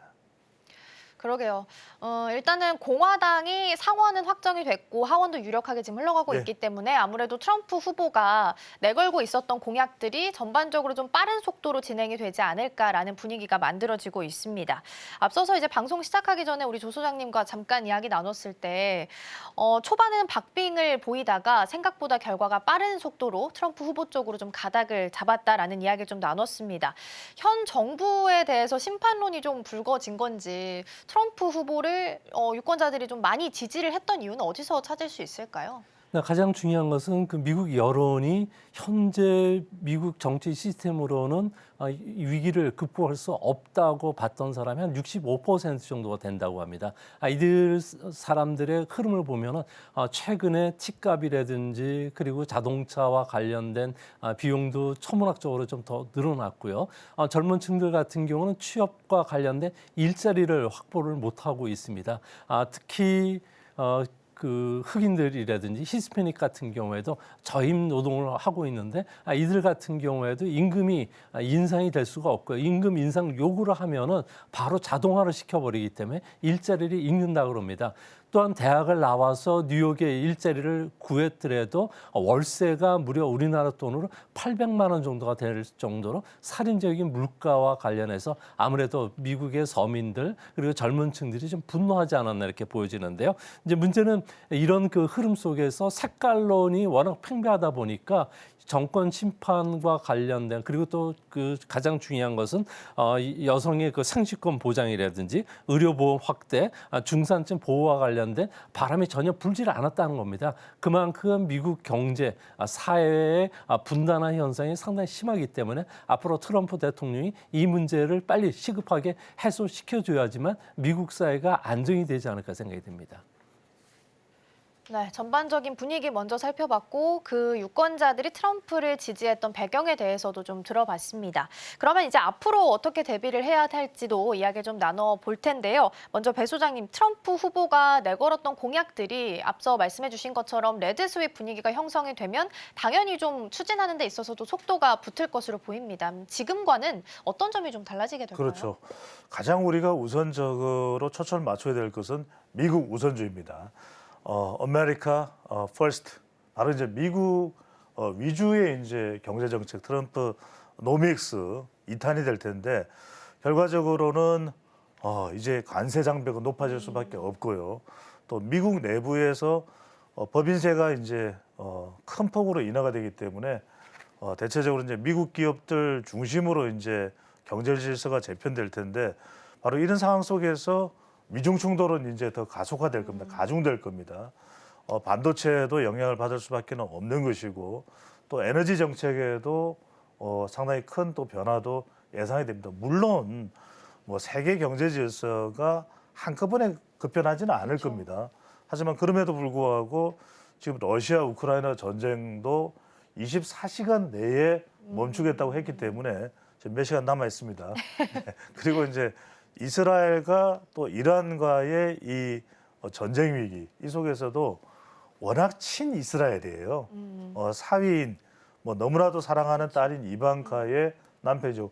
쿠슈녀가 바로 또 이제 대표적인 또 유대인이기 때문에 또 트럼프 대통령은 친이스라엘 정책을 통해서 네타냐후 총리의 힘을 실어주고 있는 상황이기 때문에 이런 부분들까지 에너지 정책 또 중동 관계 사우디와의 관계 영향을 줄 수밖에 없기 때문에 우리는 상당히 또 중동하고 또 밀착 관계였지 않습니까? 현 정부에서 또 이 러시아 우크라이나 전쟁에 북한군이 또 파병을 하고 있는 상황이기 때문에 우리로서는 정말 어떤 대비를 하느냐에 따라서 치명적이 될 수도 있고 한편으로는 또 트럼프 대통령이 집권하게 되면은 당선자가 이제 집권하게 되면 우리에게 기회가 될 수도 있습니다.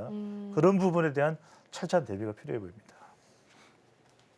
네, 아무래도 미국 중심으로 재편될 수 있겠다라는 부분, 그리고 미중 충돌도 가속화될 수 있겠다라는 부분도 짚어주셨습니다.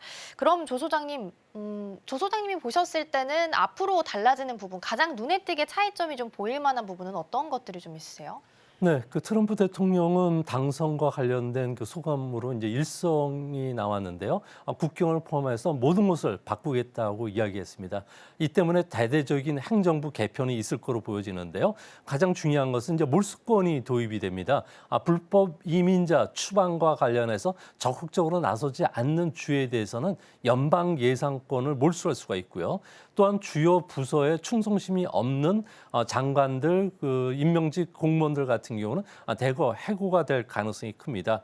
반독점을 감시하고 있는 연방거래위원회, 방송통신 사업을 주관하고 있는 연방통신위원회 같은 경우도 대표적으로 물갈이가 될 것으로 보여지고요. 현재 양성이라든지 백인 우월주의와 관련된 부분과 관련해서 현재 보수당과 각을 세웠기 때문에 교육부도 해체 수준의 새로운 부서로 하청으로 들어갈 가능성이 크다고 합니다. 그중에서 경제와 관련해서는 관세가 가장 중요한데요. 트럼프 같은 경우는 세상에서 가장 아름다운 단어가 관세라고 이야기했습니다. 이 때문에 보편적 기본 관세를 우방국이라 하더라도 우리에게는 10에서 한 20% 정도 관세 부과가 될 가능성이 큰데요. 이렇게 됐을 경우에는 골드만삭스 같은 경우에는 우리나라 GDP가 1%포인트 떨어지긴 하겠지만 중국에 대한 관세가 또 어느 정도 우리한테 호재로 작용하기 때문에 이 정도까지는 되지는 않을 것으로 보여지고요. 한 0.3%포인트 정도 악재가 되지 않을까 보여집니다.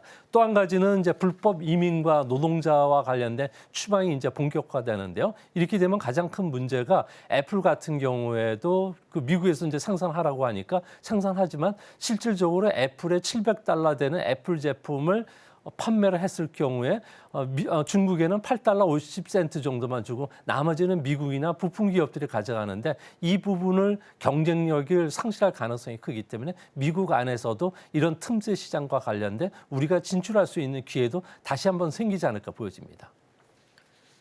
네, 관세는 관세로 대응하겠다라는 이야기를 자주 언급하기도 했습니다. 그래서 불법 이민자 추방에 대한 문제도 아마 계속해서 언급이 좀 될 것 같고요. 트럼프 2기가 만약에 나오게 된다면 배 소장님 아마 많은 업종별로 좀 차이를 보일 것 같아요. 예를 들어 반도체나 자동차는 이제 수출하는 데 있어서 관세 부과 때문에 걱정을 할 수밖에 없을 텐데 글로벌 경제적으로 봤을 때는 어떤 영향을 좀 주게 될까요? 그렇죠. 이제 미국이 추진하고 있는 관세를 높이고 또 미국 내에 산업 구조도 이제 재편되겠죠. 그러니까 이제 칩스법 관련해서도 우리가 또 관심을 기울일 수밖에 없는 것이고 미중 충돌이 하는 상황 속에서 우리 반도체 산업에는 어떤 영향을 줄지. 그러니까 지금 반도체의 운명이 또 트럼프 집권 2기에 달려 있다 이런 평가도 나올 수가 있는 부분이고요. 또 한편으로는 2차 전지는 지금 시장에서도 더 불안해졌어요.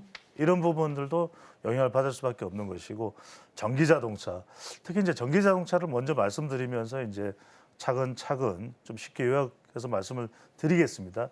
전기자동차에 대해서는 단기적으로는 우려가 크지만 중장기적으로는 기회가 될 수도 있겠다 이런 말씀을 드릴 수가 있는 것이 왜냐하면은 이 IPA 그러니까 이제 2차 전지에 대한 지원이 결국은 전기자동차까지도 파급 영향을 미칠 수가 있거든요. 그러면은 우리 자동차 산업에도 타격을 주는 건 아닌가. 지금 그래서 하이브리드 쪽으로 전환하는 상황도 벌어지고 있는데 일론 머스크가 있죠. 그렇죠. 그러니까 이제 웨스트 팜비치에서 당선 소감을 25분간 서서 이야기하면서 지치지도 않나 봐요.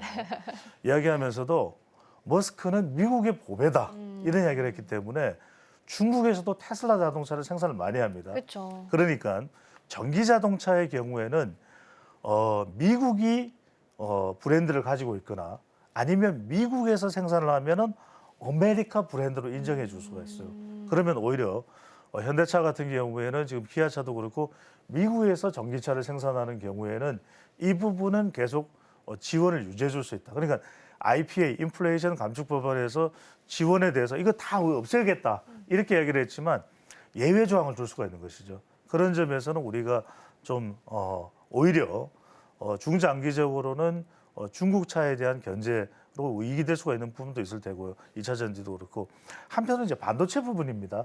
반도체 부분도 마찬가지로 중국에 대한 견제로 화웨이나 이쪽은 이제 SMIC 같은 경우에는 SIMC 같은 경우는 타격을 받겠지만 TSMC나 우리 삼성 쪽에는 물론 삼성 자체의 현재 위기설과는 무관하게 SK 하이닉스는 상당히 HBM 쪽은 곽강을 받고 있는 부분이기 때문에 저는 지금은 좀 힘들지만 내년으로 이제 해가 바뀌게 되면은 또 한편으로는 미국에서 현지에 투자된 부분에 대해서는 트럼프 집권 2기에도 상당히 그 부분에 대해서는 인정을 하고 혜택을 줄 가능성이 있기 때문에 단기적으로는 어려움을 겪겠지만 중장기적으로는 반도체 쪽도 물론 삼성전자의 현재 위기설은 다른 차원의 접근이 필요하긴 합니다만 또 기회가 올 수 있을 것으로 전망을 해봅니다.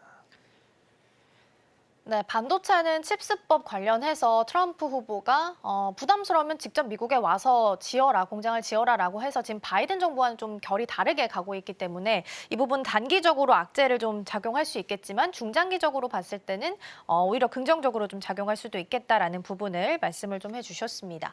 그럼 조 소장님 큰 틀에서 봤을 때 글로벌 경제가 받아들이게 되는 트럼프 2기 때 뭐 겪게 되는 변화가 있다면 어떤 것들이 좀 있을까요? 네, 아무래도 현재 그 비체계적인 위험이 계속 높아질 것으로 보여지는데요. 당장 중요한 건 연준과 미 대통령 행정부 간에 강 달러와 관련해서 이제 약 달러로 전환시켜야 되는 문제, 또 금리를 더 낮춰야 되는 문제가 있는데 관세 인상이 됐을 경우에 미국의 물가 상승 압력이 상당히 높아질 수밖에 없습니다.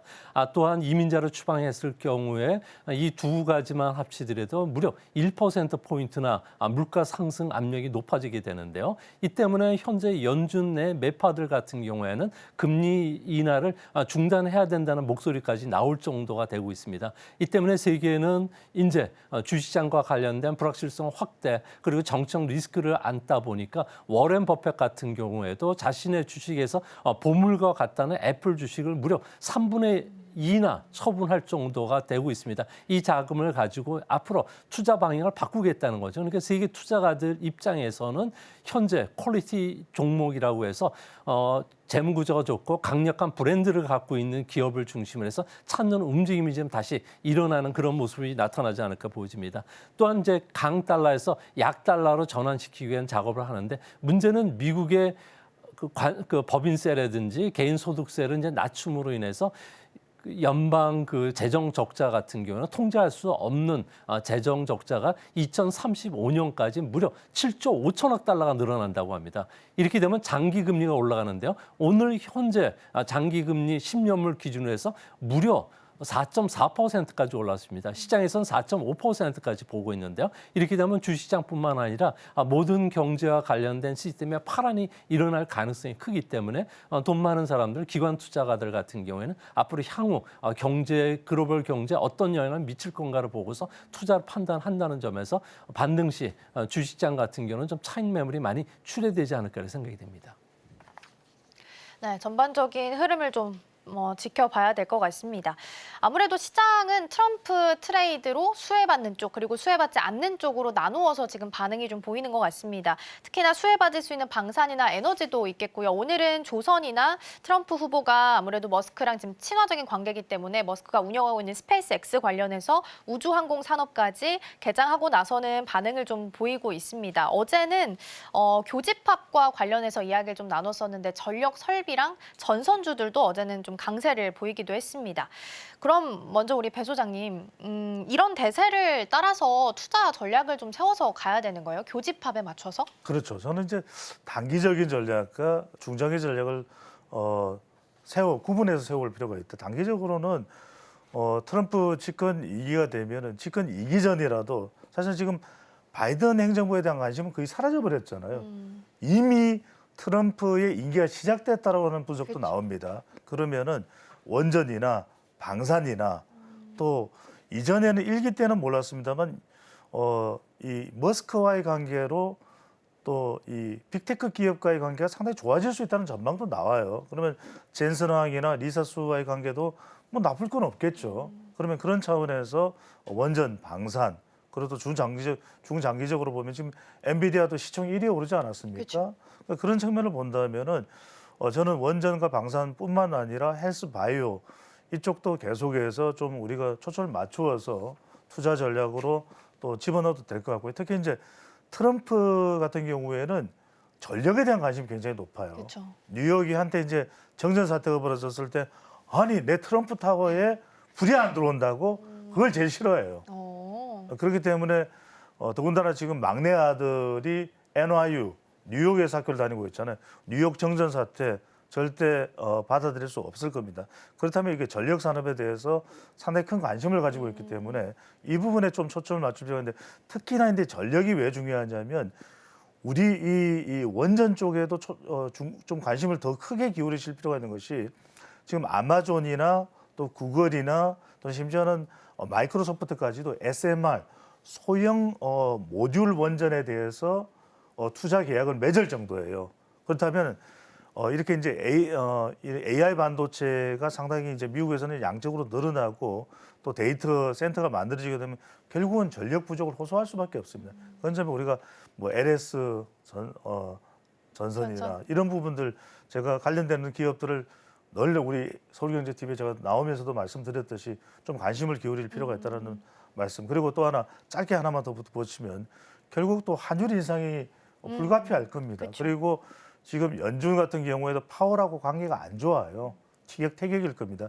그러면 결과적으로는 금리 인하가 아니라 금리 인상을 해야 된다는 목소리가 나올 수도 있기 때문에 그런 부분에 대한 우리가 대비도 함께 좀 해둘 필요가 있을 것으로 보입니다. 네, 일단 교집합에 대한 이야기도 나눠봤습니다. 수혜나 피해 어느 쪽 뭐 집중하기보다는 교집합으로 갈 수 있는 쪽, 전력망 교체 쪽으로 좀 시선을 돌려보셔도 좋을 것 같습니다. 앞서서 배 소장님께서 환율 말씀해 주셨는데 조 소장님 어제 저희가 한 오후 8시 20분 기준으로 1,400원 터치가 2년 만에 나왔고요. 오늘 아침 출발도 1,401원 10전에서 달러원 환율이 출발을 좀 했습니다. 그러면 환율이 지금 강달러 기조가 계속해서 이어질 수도 있다라는 부분도 일단은 염두를 좀 해야 될까요?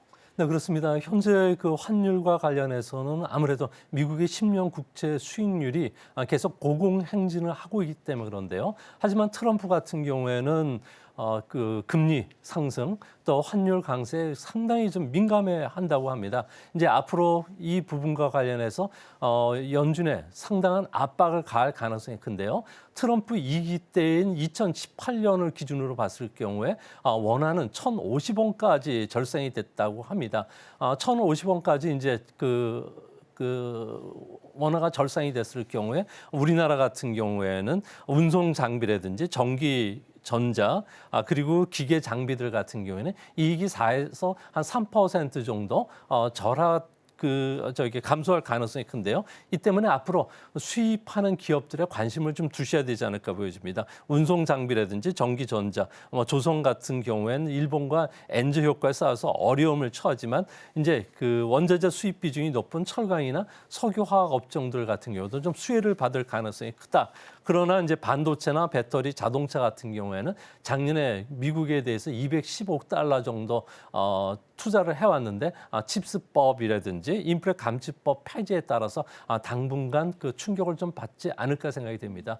외국인들 같은 경우에는 우리나라 주식을 계속 매도를 하고 있는데요. 당분간 그 정치적 상황이 불안하고 그리고 세계 경제 흐름의 그 불확실성이 커지는 상황 속에서는 한국에 대한 투자를 좀 하기는 어렵지만 환율이 다시 절상 흐름을 타고 그리고 우리가 수출 경쟁과 관련해서 중국에 대한 그 관세가 좀 적용이 됐을 경우에는 반사 이익을 볼 수 있다는 점에서 좀 긴 호흡에서 주시장을 좀 바라보시는 게 바람직하지 않나 생각이 됩니다. 지금 조 소장님 말씀이 정말 좀 주목을 해야 될 것이 네. 이 환율이 상승되는 경우에 외국인 투자자들의 이탈 지금 이 부분도 우리가 좀 맞아요. 주목을 하셔야 될 부분일 것 같고요. 또 이제 환율이 인상되면 결국 이제 달러로 수출 대금을 받는 달러 자산이 이제 좀 조명을 받을 수 있는 산업 섹터가 바로 이제 품품 전략입니다. 화장품과 식품. 요즘 우리 불닭볶음면. 예, 이거 정말 뭐 없어서 못 판다고 거예요. 하더라고요. 그러면 지금 뭐 김밥, 만두. 그러니까 결과적으로 화장품도 마찬가지고 그쵸. 미국 물량이 상당히 많아졌거든요. 이런 부분들. 그리고 이제 또 이제 이 금값하고 지금 비트코인도 우리가 이제 트럼프 시대에 좀 주목을 해보실 필요. 이런 부분들까지도 환율 이런 또 트럼프의 경제 트레이드 이런 부분들과 함께 좀 주목해서 보셔야 될 부분으로 보입니다. 네, 안 그래도 이 짐 싸고 나간 외국인들이 돌아오기 힘들지 않을까라는 부분에 대해서 질문을 드리려고 했는데 답변 잘 해주셔서 이에 대해서 조금 더 긴 호흡으로 좀 바라보실 필요가 있어 보입니다. 특히나 오늘 출발도 1,400원대 넘어서 출발을 했기 때문에 이에 대한 좀 리스크 관리도 좀 반드시 필요해 보입니다. 그럼 이번에는 이제 다음 일정이죠. 중요한 이벤트 FOMC로 넘어가서 이야기 나눠보겠습니다. 25bp 베이비컷에 대한 이야기가 일단은 확실시 좀 무게 중심은 그쪽으로 옮겨지고는 있습니다. 근데 이제 트럼프 후보가 당선이 됐기 때문에 이 경로나 강도에 대해서는 좀 변화가 있을 수도 있다라는 이야기 많이 나오고 있는데 먼저 조 소장님, 이 어떻게 보세요? 전반적인 분위기나 향방? 네, 현재 이번에 금리 인하는 0.25% 포인트 정도 되지 않을까 생각이 되는데요. 아무래도 10월 달에 실업률이 무려 한 2,000명 정도 증가에 그쳤는데 이는 2개월이나 3개월 이동 평균선을 보더라도 분명하게 좀 하락 추세에 있기 때문에 금리 인하는 불가피하지 않을까 보여집니다. 이제 문제는 앞으로 금리 인하 속도는 상당히 좀 줄어들 수밖에 없는데 시장에서는 내년도에는 3차례 금리 인하와 관련된 전망을 하고 있지만 연준 내 매파라고 할 수 있는 애틀란타 그리고 미네아폴리스, 달라스 그리고 캔자스시티 지방은행 총재들 같은 경우는 신중한 금리 인하를 주문하고 있는 상황입니다. 아무래도 대선 이후에 관세 인상이라든지 그리고 이민자 추방과 관련해서 물가 상승 압력이 커질 수밖에 없기 때문에 그런데요. 이 때문에 앞으로 국제 수익률이 멈추지 않는 한 미국 같은 경우에는 그 주식시장과 관련된 계속적인 상승은 좀 어렵지 않나 보여지고요. 또 우리나라 같은 경우에도 원화 약세가 좀 불가피하지만 긴 호흡에 보면은 다시 원하는 절상 흐름을 탈 가능성도 있을 것으로 보여집니다. 네, FOMC에 대한 이야기를 좀 나눠보고 있습니다. 일단 25bp 인하에 대한 이야기가 좀 더 무게추가 많이 옮겨지고 있다라는 부분도 이야기를 좀 나눠봤습니다.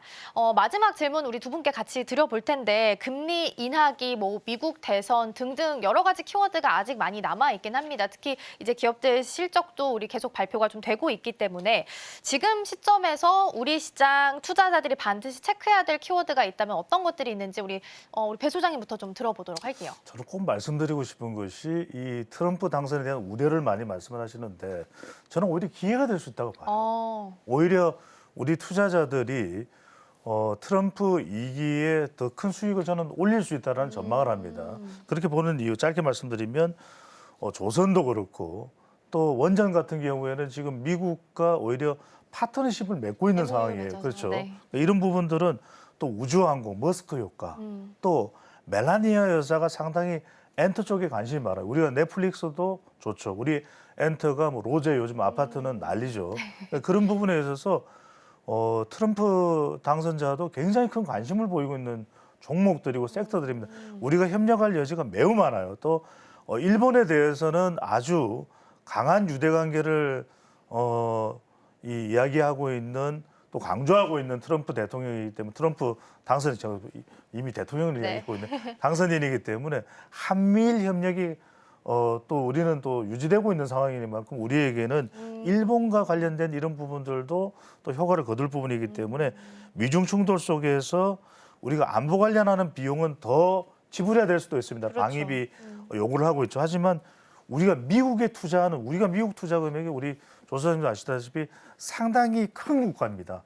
거기에 대한 대가를 또 협상의 기술로 우리는 요구할 수 있죠. 안보 그래 땡큐 우리 줄게. 하지만 우리가 미국의 삼성이나 SK하이닉스가 또 현대가 투자하는 것만큼 우리도 다오라는 것에 대해서 트럼프 당선인도 거부할 수는 없을 겁니다. 트럼프 행정부도 이런 부분들을 우리가 집중적으로 노리면서 내년 중반 이후에 좋아질 수밖에 없는 그런 종목들에 대한 사전적인 투자자들의 대비, 준비, 포트폴리오 구성도 필요할 것으로 보입니다. 그러게 오히려 트럼프 후보는 아무래도 좀 언행이 좀 강해서 그런지 모르겠지만 좀 우려하는 목소리가 조금 더 큰 것 같습니다. 그렇지만 오히려 기회가 될 수 있겠다. 그래서 내년 중후반때 됐을 때 좀 주목받을 수 있는 종목들 미리부터 포트에 담아보시면 좋을 것 같습니다. 그럼 우리 조 소장님의 시각도 궁금합니다. 남아있는 이 연말동 혹은 내년까지도 전반적으로 주목해야 될 키워드는 어디 있을까요? 네, 위기는 기회라고 했습니다. 주식시장 같은 경우에도 새로운 투자 기회가 찾아올 것으로 보여지는데요. 있는데요. 정당은 어떤 쪽을 지지하느냐는 신념보다는 투자는 펀더멘탈에 입각해서 해야 됩니다. 현재 가장 중요한 전기 자동차라든지 그러니까 배터리와 관련해서도 미국의 트럼프 행정부에서는 강하게 억제를 할 가능성이 크지만 상대적으로 북부 동부 지역이라든지 캘리포니아 지역 같은 민주당 색깔이 강한 지역은 그대로 추진할 것으로 보여집니다. 그런 측면에서는 현재 과도하게 그 저평가 받고 있는 배터리된 전기 자동차와 관련해서 투자 기회가 다시 한번 올 것으로 보여지고요. 특히 트럼프 같은 경우에는 그 임기 첫 해부터 에너지 가격을 반값 인하를 시키겠다고 공약을 내걸었습니다. 앞으로 에너지와 관련된 생산을 급속하게 늘릴 것으로 보여지는데요. 방위비 협상을 할 때도 이 에너지 수입을 좀 더 많이 해주면서 미국의 일자리라든지 트럼프가 지향하는 정책을 추구했을 경우에는 방위비도 좀 깎을 수 있고 우리나라 경제도 좋을 수 있다는 점에서 상대적으로 투자할 수 있는 기회는 상당히 많이 찾아오지 않을까 보여집니다. 네, 두 분의 의견이 일단은 결은 비슷한 것 같아요. 위기를 기회로 삼아서 좀 더 긴 호흡으로 포트를 좀 구성해보자라고 말씀해 주신 것 같습니다. 오늘 두 분 말씀 여기까지 들어보도록 하겠고요. 저희는 FOMC 이야기 뒤에서 조금 더 나눠보도록 하겠습니다. 오늘 말씀 고맙습니다. 수고하셨습니다. 네, 수고하셨습니다. 이상하셨습니다. 네, 계속해서 우리 FOMC 이야기 해보도록 하겠습니다. 오늘 전화 연결 NH투자증권 채권전략팀 강승원 팀장 연결되어 있습니다. 팀장님 안녕하세요. 네, 안녕하세요. 네, 대선 이벤트 끝났고요. 이제 중요한 FOMC 이벤트 기다리고 있습니다. 내일 아마 FOMC 결과를 확인할 수 있을 텐데요. 트럼프 후보의 당선이 11월보다는 12월 FOMC에 좀 더 영향을 미칠 거다라는 이야기 많이 나오고 있는데 팀장님 시각은 좀 어떠신가요? 일단 저희가 대선 결과가 나왔고 그러면 당장 이틀 뒤에 진행하는 FOMC에서 대선 결과를 바로 반영해서 정책을 바꾸진 못할 겁니다. 예를 들어서 저희 한국은행을 좀 예로 들면 좀 편하실 텐데 예를 들어 정치권에서 추경이 진행된다라고 해서 기자분들이 추경 효과를 반영했냐라고 물어보면 총재께서 추경이 아직 확정되기 전이기 때문에 아직 성장률에 반영하지 않았다 이런 식으로 답변을 하시거든요. 저희 시장 같은 경우에는 공약을 분석하고 공약의 효과를 시장 가격에 반영하지만 정책 당국자는 그 공약이 어느 정도 현실화될지를 확인하고 결정을 하기 때문에 일단 11월 FOMC에서 정책 결정은 통화정책 결정은 이번 대선 결과, 의회 선거 결과와는 조금은 독립된 결정일 거라고 보고 있고요.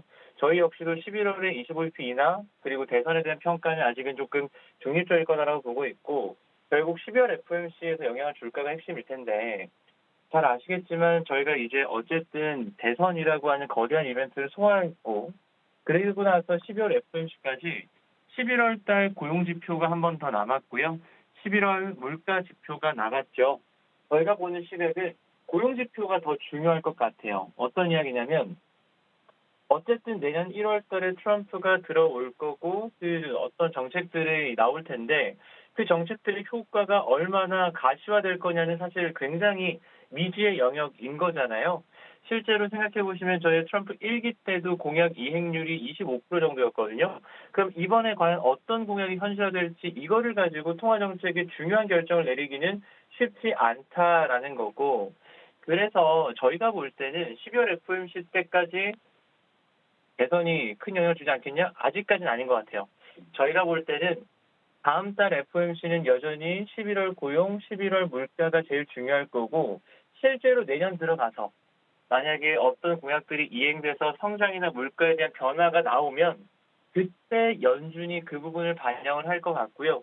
일단은 대선 결과 이런 결과가 나왔으니까 연준이 마치 시장처럼 공약의 현실화를 예측해서 전망치에 넣지는 않기 때문에 저희는 사실은 12월 FOMC까지도 의미 있는 대선 영향은 확인되지 않을 거다.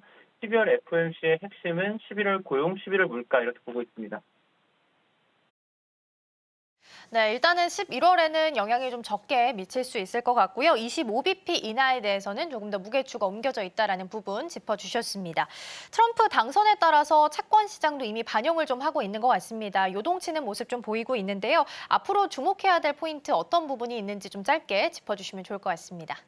일단 저희가 2016년에 한번 정답지를 봤었죠. 그때도 공화당 플러스 공화당의 양원, 트럼프 당선과 공화당의 양원 독식이 있었고 그리고 나서 이제 금리가 채권 발행이나 뭐 지출에 대한 부담감 때문에 금리 급등했던 전례가 있는데 그때는 힐러리가 될 줄 알고 있다가 반영하는 바람에 대선 이후에 80bp가 올랐고요. 이번에는 트럼프 트레이드를 미리 선반영하면서 저점들이 80bp가 이미 올라와 있기 때문에 저희 생각은 트럼프 레드웨이브를 이미 어느 정도 상당 부분 선반영했다라고 생각을 하고 있고요. 그래서 여기서 좀 핵심은 미국 10이어가 4.5를 넘어서면 채권 시장이 미국 경제가 긴축이 필요하다라는 판단을 내리고 있는 거라 저희가 볼 때는 그건 좀 과도한 의견이다라고 보고 있어서 4.5를 넘지는 않을 거라고 의견을 말씀드리고 있는데 만약 시장이 볼 때 생각보다 경기나 물가가 굉장히 좀 강하다라는 지표가 나와서 4.5가 넘어서면 그때부터는 채권 금리가 기타 자산에까지 영향을 줄 수 있는 영역으로 들어가는 겁니다. 그래서 일단 10년물이 4.5를 넘어서냐 피크아웃하냐 이게 일단은 전반적인 자산시장에서는 제일 중요한 화두가 될 거다 이렇게 보고 있고요. 저희의 의견은 뭐 넘는 게 그리 쉽지 않아 보인다 이렇게 말씀드리겠습니다. 네, 이미 채권 시장에서는 트럼프 후보 반영하면서 움직임을 좀 보이고 있습니다. 우리 팀장님 말씀에 따르면 10년물 국채 금리가 4.5%를 넘어서느냐 혹은 여길 피크아웃 찍고 내려오느냐가 우리 주식시장에 있어서는 가장 큰 포인트가 될 수 있을 것 같습니다. 오늘 FOMC 이야기까지 잘 들어봤습니다. 오늘 말씀 고맙습니다. 네, 감사합니다.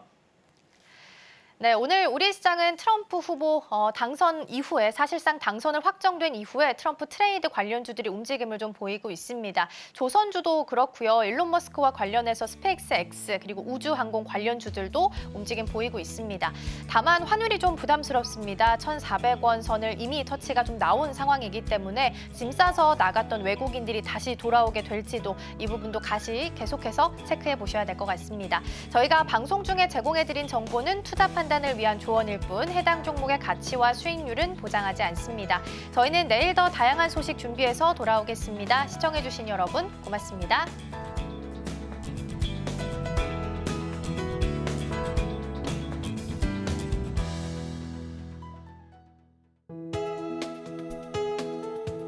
본 방송에서 제공하는 투자 정보는 투자 판단에 대한 조언입니다. 방송에서 제공하는 주식의 가치, 가격 상승 및 하락에 대해서는 방송사에서 보장하지 않습니다.